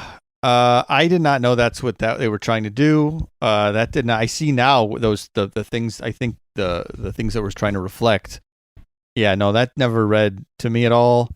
This thing isn't also for all the other icons of Disney parks. This isn't even that big. Yeah, right. It's really small. Yeah, at least do something big. Like if it was, which you know what the story there is this. This is a Westcott holdover. That they were not going to do Spaceship Earth again. They were going to do a big golden spire. And that was going to be extremely tall, probably as tall as the Tower of Terror or Guardians is now. But because it was going to be really bright, and I think maybe the relationship with Anaheim was just not good at the time, and the neighbors were like, no, we're not going to have a big pointy light. That sounds terrible. So they were like, all right, well, we got to do something small then. Because that was going to be in Westcott, and it was going to be in California Adventure. Like the big point, the golden point was still part of the plan. Right. And instead it became what a lot of people called the hubcap. It was a gold hubcap. Yeah, it's just... I'm trying to think. Like, say it was the exact same design, but it was 5 times the size. I think at the very least, I think we would all be saying, if it would have been gone away by now, well, it was kind of cool because how big it was. I think we would have given it that praise. Like, oh, well, it was impressive that this giant sort of sun thing. It's not aesthetically pleasing to me, but at the very least, like, wow, it really impressed me when I'd walk in and go, wow, that's huge. Wow. Yeah. Just make it big. What are you doing? So, yeah. This is all what really... It's just like a really tepid, flaccid way to start your day in the park. And I will also add, because I'm seeing this in the photos of Sunshine Plaza, that you also then, all right, so you can turn to the left and go over to the Hollywood area. And at that time... It said Hollywood really big at the top, and then there were these big elephants. And the elephants are there because you're like, why giant elephants on top of pedestals? Well, that, of course, is a reference to D.W. Griffith's film Intolerance. Yes. What? Why? And, of course, those elephants also appear at, let's all say it together, the Hollywood and Highland shopping complex. Yes. Which opened, I think, well, was it before this or after? I don't know, it was right around the same time. So you're like, why are there two things felt the need to tribute D.W. Griffith's Intolerance? I went and said Hollywood Pictures. So it's not Disney Studio. This is a fake backlot called Hollywood Pictures. Hollywood Pictures backlot, yes. Which seems like something you would get on a t-shirt at Hollywood and Highland for like 3 t-shirts for $20. That's truly the tribute. The tribute is gift shop at Hollywood and Highland at City Walk on Hollywood Boulevard. That's really the true inspiration for California Adventure, is that tacky tourist trap garbage. Yeah. I think that whole, Hollywood is sort of its own thing. You could almost devote a whole episode to, but then you just keep staring down that way. And I've always hated that fake sky backdrop with the forced perspective where the city gets smaller and smaller, which is weird because I really liked it in MGM Studios. I remember thinking that was so neat as a kid. Oh, you mean so they'll like to make a street look really long, they'll make the buildings get smaller and smaller, and I wanted pictures in front of it. I thought it was so cool. This one's worse. Why is it worse? It's still to this day, I think, is just too executed in too tacky of a way. Yeah, it just stands out. It's like almost, it just stands out more, I think. I really, like, it's, I'm trying to think, the MGM one isn't so, I don't know. This one's just in your face. The one in California is just in your face, and your brain doesn't get tricked at all, ever. No. Yeah. There's never a second where you go, oh, that's sky, that's real. Like, it never happens. Yeah. So it's just odd. It just looks odd. You also, in this neck of the woods, this is pun central, and it still kind of is this way. There still is a lot of this. Is Schmoozies is still there? Yes. Schmoozies exists. Yes. Yes. Okay. Yeah. Award wieners. certainly is Award still wieners. Still there, yes. Yeah. Um, But there's other stuff they got rid of because I think there were like 10 times the puns Yeah. in this neck of the woods. If anybody Well, has any of them, The thing that they got in a lot of trouble with was there was a sign of about a casting couch joke. oh, yeah, And right, in right. 2001, What? they're like, "What are you doing?" Like, I you missed can't- this 100% when it happened. I found out about this today. Philip A. Couch Casting Agency. It is a casting couch reference, and it is on a sign that looks like a penis. It is yeah. Do you remember that? I don't know No. if that's I intentional. didn't remember but that. Look, I remembered. Oh, my God, you're right. Yep, there's a little tip at the bottom, and there's Jesus. 2 little swirlies up at the top. God damn. Sort of like, yes. That is not a And- stretch at all, by the way. Sometimes you see the Disney's phallic imagery, and you go, well, kinda. That one, there's no mistaking it. That is a dick sign. Yeah, about a casting couch. And this was, they put this in the era where they owned Miramax and worked closely with Harvey Weinstein. Nuts. There's so much stuff as you go through like old clips of late night talk shows and stand up monologues and stuff where people are making jokes, stuff like that. And then if you really like analyze it, you go, hey, that's fucked up. I don't know why we were all just like, ah, ha, ha, ha, the casting couch. Ah, ha, ha. We all know it exists. Like that was. I might have been kind of conditioned by seeing like Oscar monologue jokes like that, and I think as a like ignorant 15-year-old, I'm like, oh, that's where the producer wants to give you a smooch, and then you get. I really don't think I was aware of like what that actually means, and I don't know. I don't think anyone knew truly the extent of it until obviously it's so crazy and horrible. But yeah, how insane that was like cutified for so many years. And it's not even like hidden. I would actually give it like I would give like the Imagineers like credit for like really sneaking one in. If I go, oh, I see. If you combine the like last letters of each word, then it forms casting. I go, well, they really snuck it in there, so there's no way you would know if you just walked by it. Not this sign. This sign is just casting. Advertising a penis. It's wild. It's so crazy. Also, yeah, this is kind of underratedly one of the craziest things that's ever been in a park. And even if it was different words, the very blatant penis shape. Yeah, really. Yeah. It should be award wieners, let's be honest. It should. You're right. If that was a penis shape, I don't think that would. Oh my God, I would love it. I go, anything. you just know the award wieners, we can get a hot dog. The sign is shaped like a giant dick. And I'd be like, that's funny. That's good. I like that. Good work, Imagineers. Is there anything else worth calling out in this neck of the woods in terms of the puns? Yeah. Dial M for muscle. Ben Hare. I do. I've said this maybe 3 times now on the show, but I do maintain if the place looked less tacky, that those puns would be less egregious. This is one of the tackiest looking places. It still is.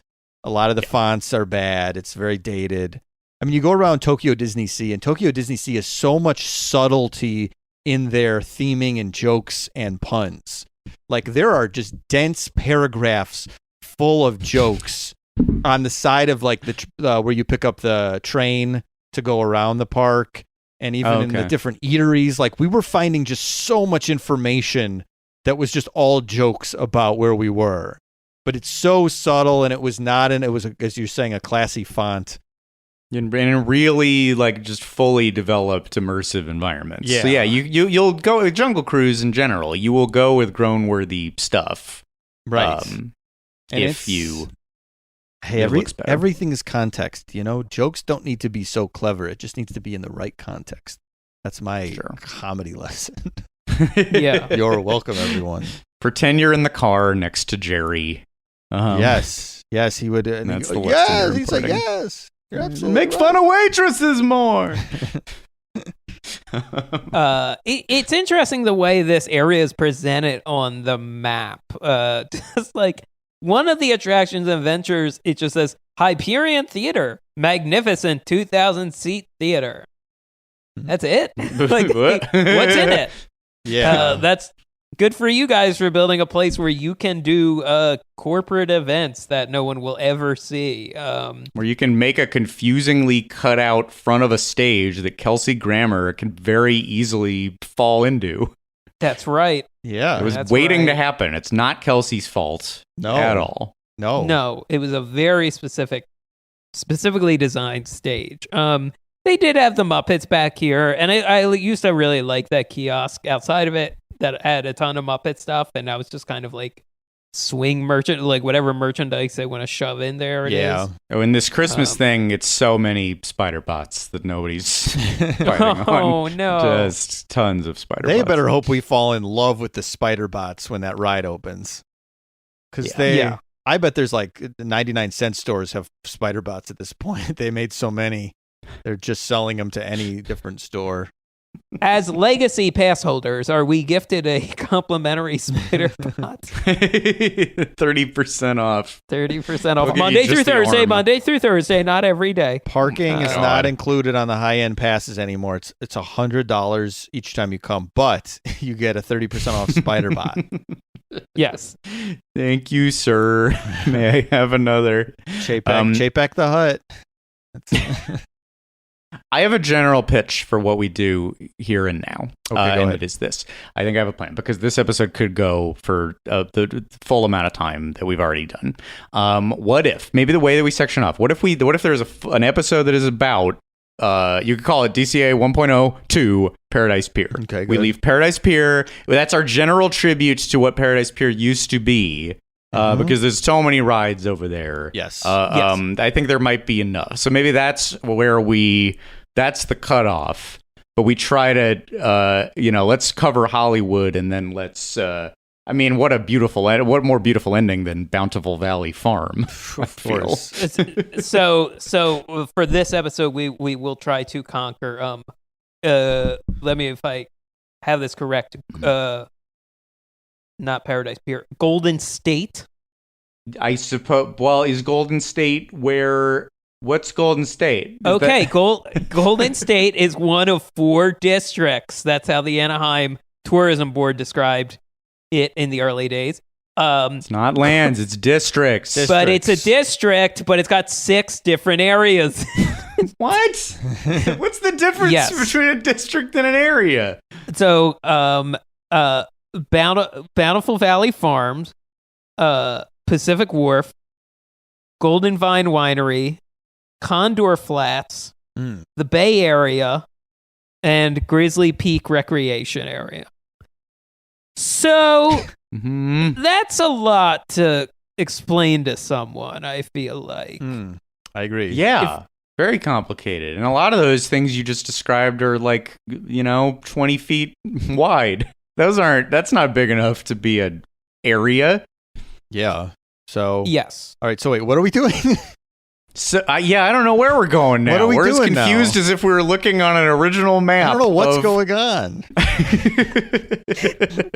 I think. Wait, is this behind the scenes or is this? No, I think this is on. No, we're on the air. We're on the air. We're live. We're live. This is live. Oh no. Yeah. I think I'm getting in a Bountiful Valley Farm tractor and getting the F out of here. I mean, maybe it's that. Maybe because there's so many of the puns remain. I feel like in I think we have to leave Route 66 out, which is a shame because that's where so much the SS Rustworthy Burger Invasion, but that's good. Yeah. Those are good weenies to lead you into the next episode. So wait, are we done or we do have more? I'm confused. No. I think we do Bountiful Valley Farm. Okay, Bountiful Valley Farm, and then we're done. Got it. I think so. How long have we been going? Hour 40. I think I'm going to collapse if we don't. I'm good with it. Okay. I'm good to be done All right, now. so I don't care. we'll do DCA 1.0.2, like a software update. Yes. Like a software update that a great California visionary like Steve Jobs would give you, exactly. covering much of Golden State and Paradise Pier. But yeah, that's a good way to do it. Okay. Good. Let's talk about Bountiful Valley Farm. Oh yeah, we gotta. If you go past the sun item, this is the first thing you see on your left is Bountiful Valley Farm.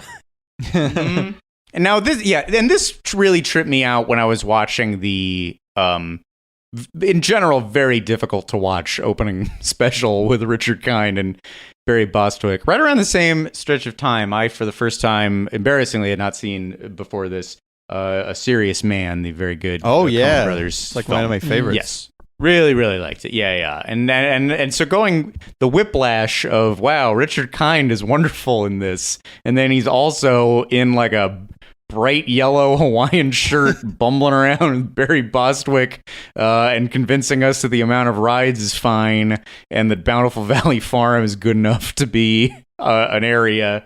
But I think that of all the things, like some things are burned into my memory. Of course, I know there was a big orange. Of course, I knew there was a big scary sun face. But when they are walking through this farm zone and I'm like, oh my God, no Bugs Land.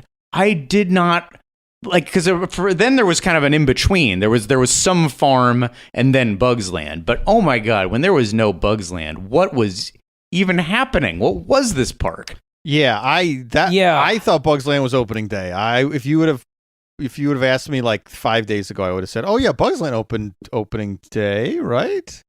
But no, it felt like a long time ago, and it felt like still, for being an addition, chintzy enough that they had to take it out eventually. Like it felt like temp or expendable or something. This is like as good as like all the stuff in here is like as good as like this place Gobert's Pumpkin Farm that I used to go to as a child. And that's a good point, because I was going to say, as a child, I loved trucks and tractors and trail. Like, I loved all that stuff. So getting to climb on one of those, again, the instinct is correct. Children like climbing on construction equipment. Right, sure. Yeah. But it's not enough. It's just not enough. But what is it? Yeah, what is it doing here? Why was it here before and they built around it? Like, that's the way it feels to me when I look at these pictures. Like, there was a farm. They bought up all the land, but there was just this one miniature farm where they like wouldn't really. So like, you have to still let us raise some crops. That's the only way we're gonna kind of give you the rest of this parking lot.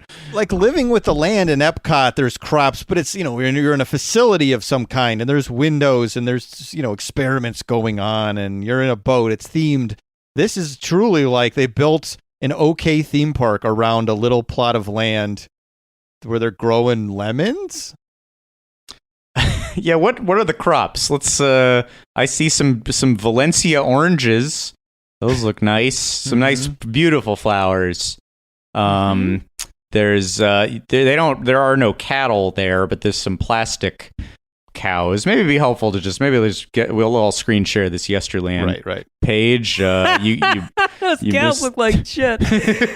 It's a state fair display, and you would love to see it there, but in a theme park, what do you mean? It's so strange. Yeah, and it's like they had, when they had they have a petting zoo at this point in Disneyland. They have a petting zoo. They have real animals in the back of Disneyland. So, like, you come over here and you go, oh, there's some shitty plastic cows. There's 2 shitty plastic cows. I just saw a goat. I just saw a horse. I just saw, would they have a cow as well? Or what was the big? Sometimes there'd be a cow. A cow licked my hand once. Yeah, a cow licked Jason's hand. You can't get that over here with these plastic cows. But what you can get is the Bountiful Valley Farmers Market. And you know what they have? Healthy wraps. The healthiest food of the 1990s. Wraps. Yeah. Wraps. We get convinced on wraps. And why did everybody pretend they were okay to eat, that they had any taste? I haven't had a wrap in so long, and it makes me feel great. Yeah. I liked like buffalo chicken wraps if they were freshly made. Because if you wrap a wrap up and put it in like an airport refrigerated cooler thing, nothing congeals faster than a wrap. It's a mayonnaise trap. It's a way to like hide it and condense it. And then once you bite into that spoiled reserve, everything switches texture. Like everything's entropy is reversed. You're just like, oh no, it's transforming. No, I feel like this is another one of the things where I've talked about how vitamin water tricked me. Like a number of things tricked me, and like wraps. I go to Togo's and get, like what Jason said, some buffalo chicken wrap, and I go, this is healthier. I'm eating pretty healthier. If you really looked, it was like the wrap was like 70 less calories than the bread. Yeah, exactly. So Maybe a fine. little less carbs. We were all tricked by whole wheat bread. Oh, I mean, I whole never went wheat. all in. I did. Oh, I was wheat for years. You did. I was You so gave me proud. shit for buying white bread and sourdough bread for years. I'm so sorry. I was wrong. Wheat is bad. I didn't know. It was like, that was something I would get wheat and I would get a little spring in my step and be like, well, healthy boy, look what you did today. And they're just shoving molasses or corn syrup in there to make it like more palatable. Monsanto is killing us slowly with their wheat. Got it. Unbelievable. We all know. We all watched Super Size Me 2 Holy Chicken. Of course we did. We know what the industry's doing. A DCA exclusive.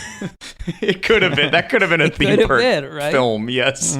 But hey, don't forsake that you can go, as you said, you go get on a tractor. They got Caterpillar tractors involved, and you learn in signs about tractor makers Benjamin Holt and Daniel Best. Mommy, I learned about Daniel Best today. Can you get on the track? Now I'm questioning this. I don't see any pictures of kids in a tractor. Yeah, I swear you could at least get in the cab, but maybe I'm misremembering. Or maybe that was all they would let me do because I was a 20-year-old college student. You're young enough. We'll let you do it. Yeah. No, wait. Climb into the cab. Okay. Yeah. Okay. Yeah. Like Trump in the big Mac truck. Lots of unhappy memories, but it's nice to think about the truck part. It's the one nice day. Bountiful Valley Farm, it was the home of San Andreas Shakes. And that is another thing. I think it is sometimes hard in theme parks. Not at this one, because at Ghirardelli you can get them. But every now and then I'm like, I want a milkshake. And it's not as easy to dig one up as you'd think at a theme park. Yeah. Because you can just drink it and walk. But I think I was there in 2015 or 2016, and I was like, is San Andreas Shake still around? And I'm like, no, what are you talking about? What? This is a mountain now. I've had the same. I too recently have thought those were there, and you're right, they were good. And I looked it up, and date was like a topping. Okay. Of course, it's the. It's Sam Andreas. Because it's a guy, or at least the sign says, yeah, so we're even deeper into pun. The pun extends deeper than we thought. And they're called shakers. And then this is Temblor toppings. Well, Temblor, that was their blizzard. That was their version of a blizzard. Not Trembler? Temblor. I don't quite understand that pun. I think it's wordplay, and it's just missing the mark. Yeah, Did they just misspell it? That would be funny if they misspelled it. I gotta give it up. Guy Selga in his recap, I think he was the one who posted the very old map on Touring Plans blog, referred to this area as the worst land Disney has ever done. I mean, yeah, but now I'm worried somebody out there is going to be like, wait, I loved Bountiful Valley Farm. I liked watching the crops grow. How dare you? I'm so shy to be insulting to crops at this point. That I don't want to step in it again. Well, let's see. Yeah, if you're a big stan for this part of the park, please let us know. And you know what? Don't tag our show account. Tag Scott's Twitter account exclusively. We don't need to see it. Just send it to Scott. Look, I'm no longer Scott Gairdner anyway. I'm Mr. Viral Questions. My account is devoted to asking the questions the most burning questions that go the most viral. So I can't even respond. That's not what my account does anymore. Okay. So you will get nothing out of me. I'm not afraid of you. I'm Mr. Viral Questions now. Okay. I'll DM me. I'll send you Scott's physical address. No, fine. All right, do whatever you gotta do. Mike's gonna do it, I swear. I will do it, yeah. This is bad. And then they kind of tied it into Bugs Land and made it they put Heimlich running around, and then there's kind of a slow gradient into Bugs Land, and that was better, but still weird. I want to. I didn't look at the Yesterland page for Santa Rosa Seed and Supply. This is Did you look into this before, or do we have to discover Santa Rosa? I knew you could get like seeds and stuff, right? You could buy seeds in the theme park? I think so. I think you can still get seeds at Grizzly Peak at that. Can you still buy seeds? I think that like one of their displays like a couple years ago or so, when they were leaning into the national park motif. I will give them credit. Buying seeds in the park is cool, I think. That's the only thing. One of those 1955 things. Yeah. Something you shouldn't need to buy at a park, or like there's no reason for it. I like it when they sell it in a park and in only maybe one or two areas, especially if it's specialized to one theme gift shop. I can always use seeds. I've mostly just been planting those seeds that showed up in an Amazon box a couple times, and I just planted those all over California. Wait, what is that? Oh, that was there was an oddly enough news story a while back, I think last year, that like people who had placed Amazon orders, it was like some sort of drop shipping bullshit mix up. We're just getting like there would be a bag of seeds in with their like. Oh yeah. What are the seeds? Stay away from the seeds. God, feels like forever ago. Yeah, and the FDA or whoever regulates that was just like, do not plant the seeds, please. Did I? We really were too late. But have I told the Neil Young story about the concert with the seeds before? I feel you might have. I'm worried. This sounds familiar, but maybe was it on air ever? I can't remember. Real quick, I saw Neil Young. He played at the Forum. The first 4 songs he plays like After the Gold Rush, Old Man. He sounds fantastic. These songs are like, you're getting chills. They're so good. And then all of a sudden, after 4 songs, he has people in hazmat suits come out and like spray down the stage. And then it's like he brings out Willie Nelson's sons, who he was playing with. And they're like great players and they're playing new stuff. And then Neil hands out like seeds to the audience because he's trying to make an environmental message. And the rest of the show had like a theme. And you were like, man, I appreciate what you're doing, Neil. But God, this is lame. We are the seed men. Yeah. It's like the first 4 all bow to the seed men. Like just Neil and the piano After the Gold Rush, which is one of my favorite songs ever. And it's like, oh, this is incredible. And then it's like a themed experience about seeds. It's like women with like baskets handing out seeds. Like, there's a law against seeds now, and we're trying to circumvent. And I'm like, this is great, Neil. Give me a pamphlet. I'll look into it, and I support what you're doing. But back to the good stuff. And the women grabbed you by the hand, forced your hand open, shoved the seeds in your hand, made you hold them. Yeah. And then they checked on the way out to make sure you didn't throw them away. Right. And they kept calling and saying, did you plant them? Checking, hey, it's the Seed Girls. Seed Girl. This is Cynthia from the Seed Girls. Just, have you had a chance to plant those seeds yet? Neil was asking about you specifically. Wait. Oh, Neil, you want to talk to him? Yeah, did you plant the seeds? I got to sing my Starbucks song, and I was going to Skype you in, see how the seeds were coming. Do you want to buy a Pono? Don't make me write a mean song about you like George W. Bush. I'll say, let's impeach Mike Carlson. Okay, Neil, I planted him, I swear. Planted him, Neil. Photographic proof, please. Have you been to DCA? Have you been to Disney's California Adventure? It's a good theme park. I don't like the sound of what they're gonna add a Cars Land. I like the farm. Taking out the seeds. They're taking out the seeds. This crass commercialism. I was fine with it before, but he would have been okay if Cars Land was more like electric cars, I think. Yes. Oh, sure. Yeah. Well, like, aren't they? Well, I guess you're right. The cars in the Cars Land, they have like hearts and lungs, right? The cars in the movie. Oh, yeah, Cars, they're just alive. They're just alive. So, yeah, okay. He's fine with cars. Take the joke back. Anyway.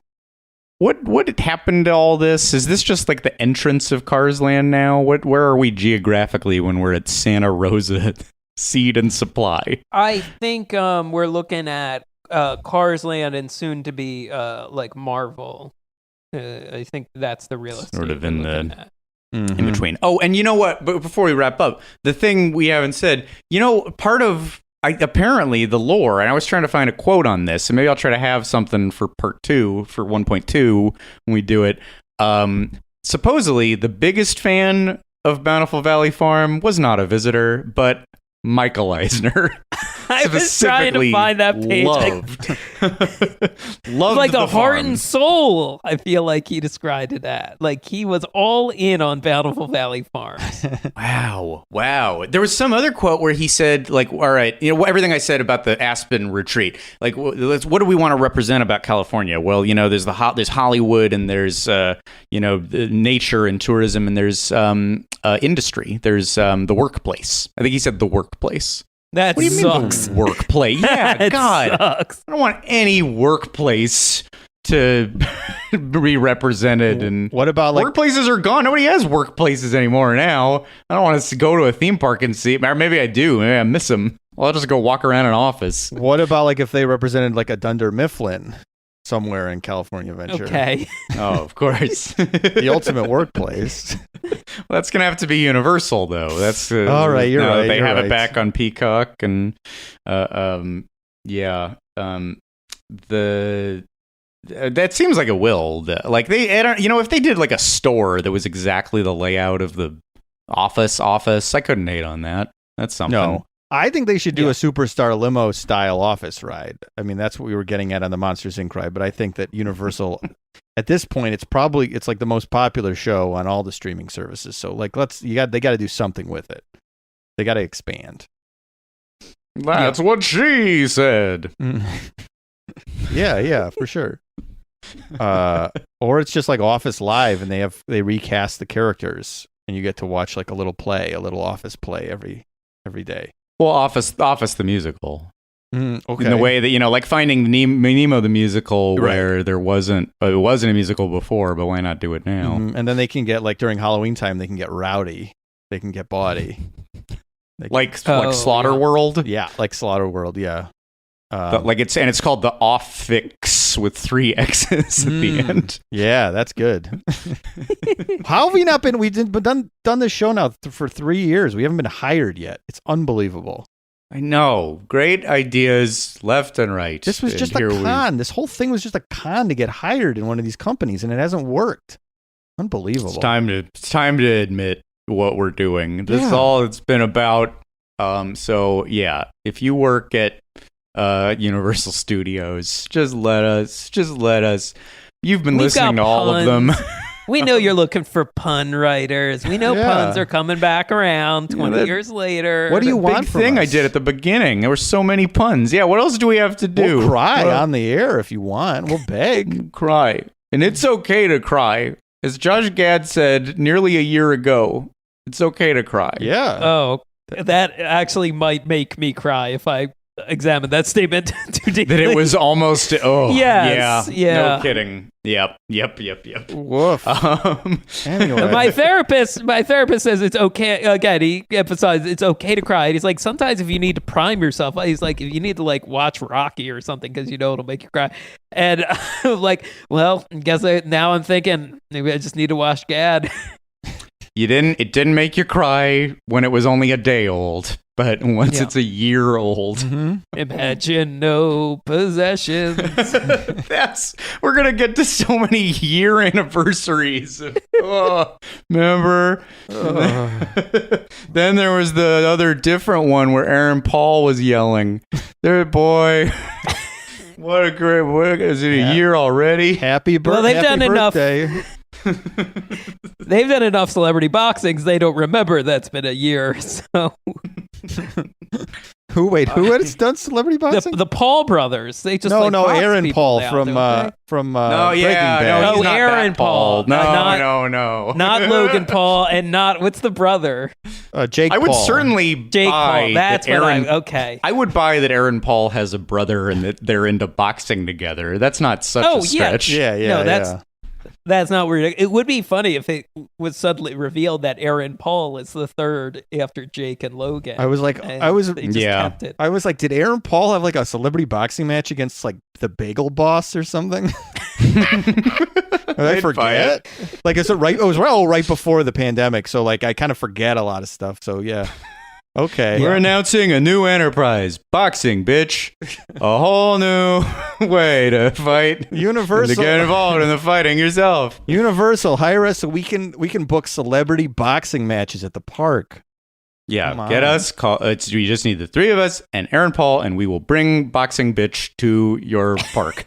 We have access. You know the celebrities we've had. Do you want Evan Susser to box Nick Weiger at Universal? Of course you do. We can make that happen for you. So hire us, please. Or do you want Evan Susser to fight the Bagel Boss? We can make that happen. We can do it. We can book it. You know him. He did something with the Minions once. Do you want someone who did something with the Minions once to box Aaron Paul? That's right. Is that what we're proposing? I don't know. I'm so much. We're lost. We're lost in the middle of confusing in the middle DCA, and what we've determined is that we have to step down. Like DCA, stop and talk about it and do a refurbish, and we'll come back. We'll have to figure out the plan. We'll have to figure out the timing on this. Yeah, but we'll do it. It will be soon or in a year. I don't know. Yes, good question. Because we've got more. There's more DCA coming to the second gate. There's more, but do we do this? Well, I guess that's the off-air conversation. Well, either way, there's more off-air. I think. Yeah. Yeah, because this is DCA 20 years. We got to celebrate it in a big way. And it's the second gate. We have to celebrate the second gate on the second gate. Yeah. So there's more coming. So don't worry about that. Right.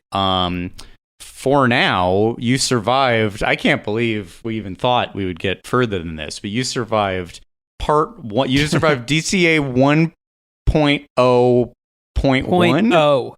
Actually, yeah, 1.0.1 would be the first update. I think but then you want to get 2 in the title when we do it. Yes, for cleanliness sake, we'll call it the next installment 1.0.2.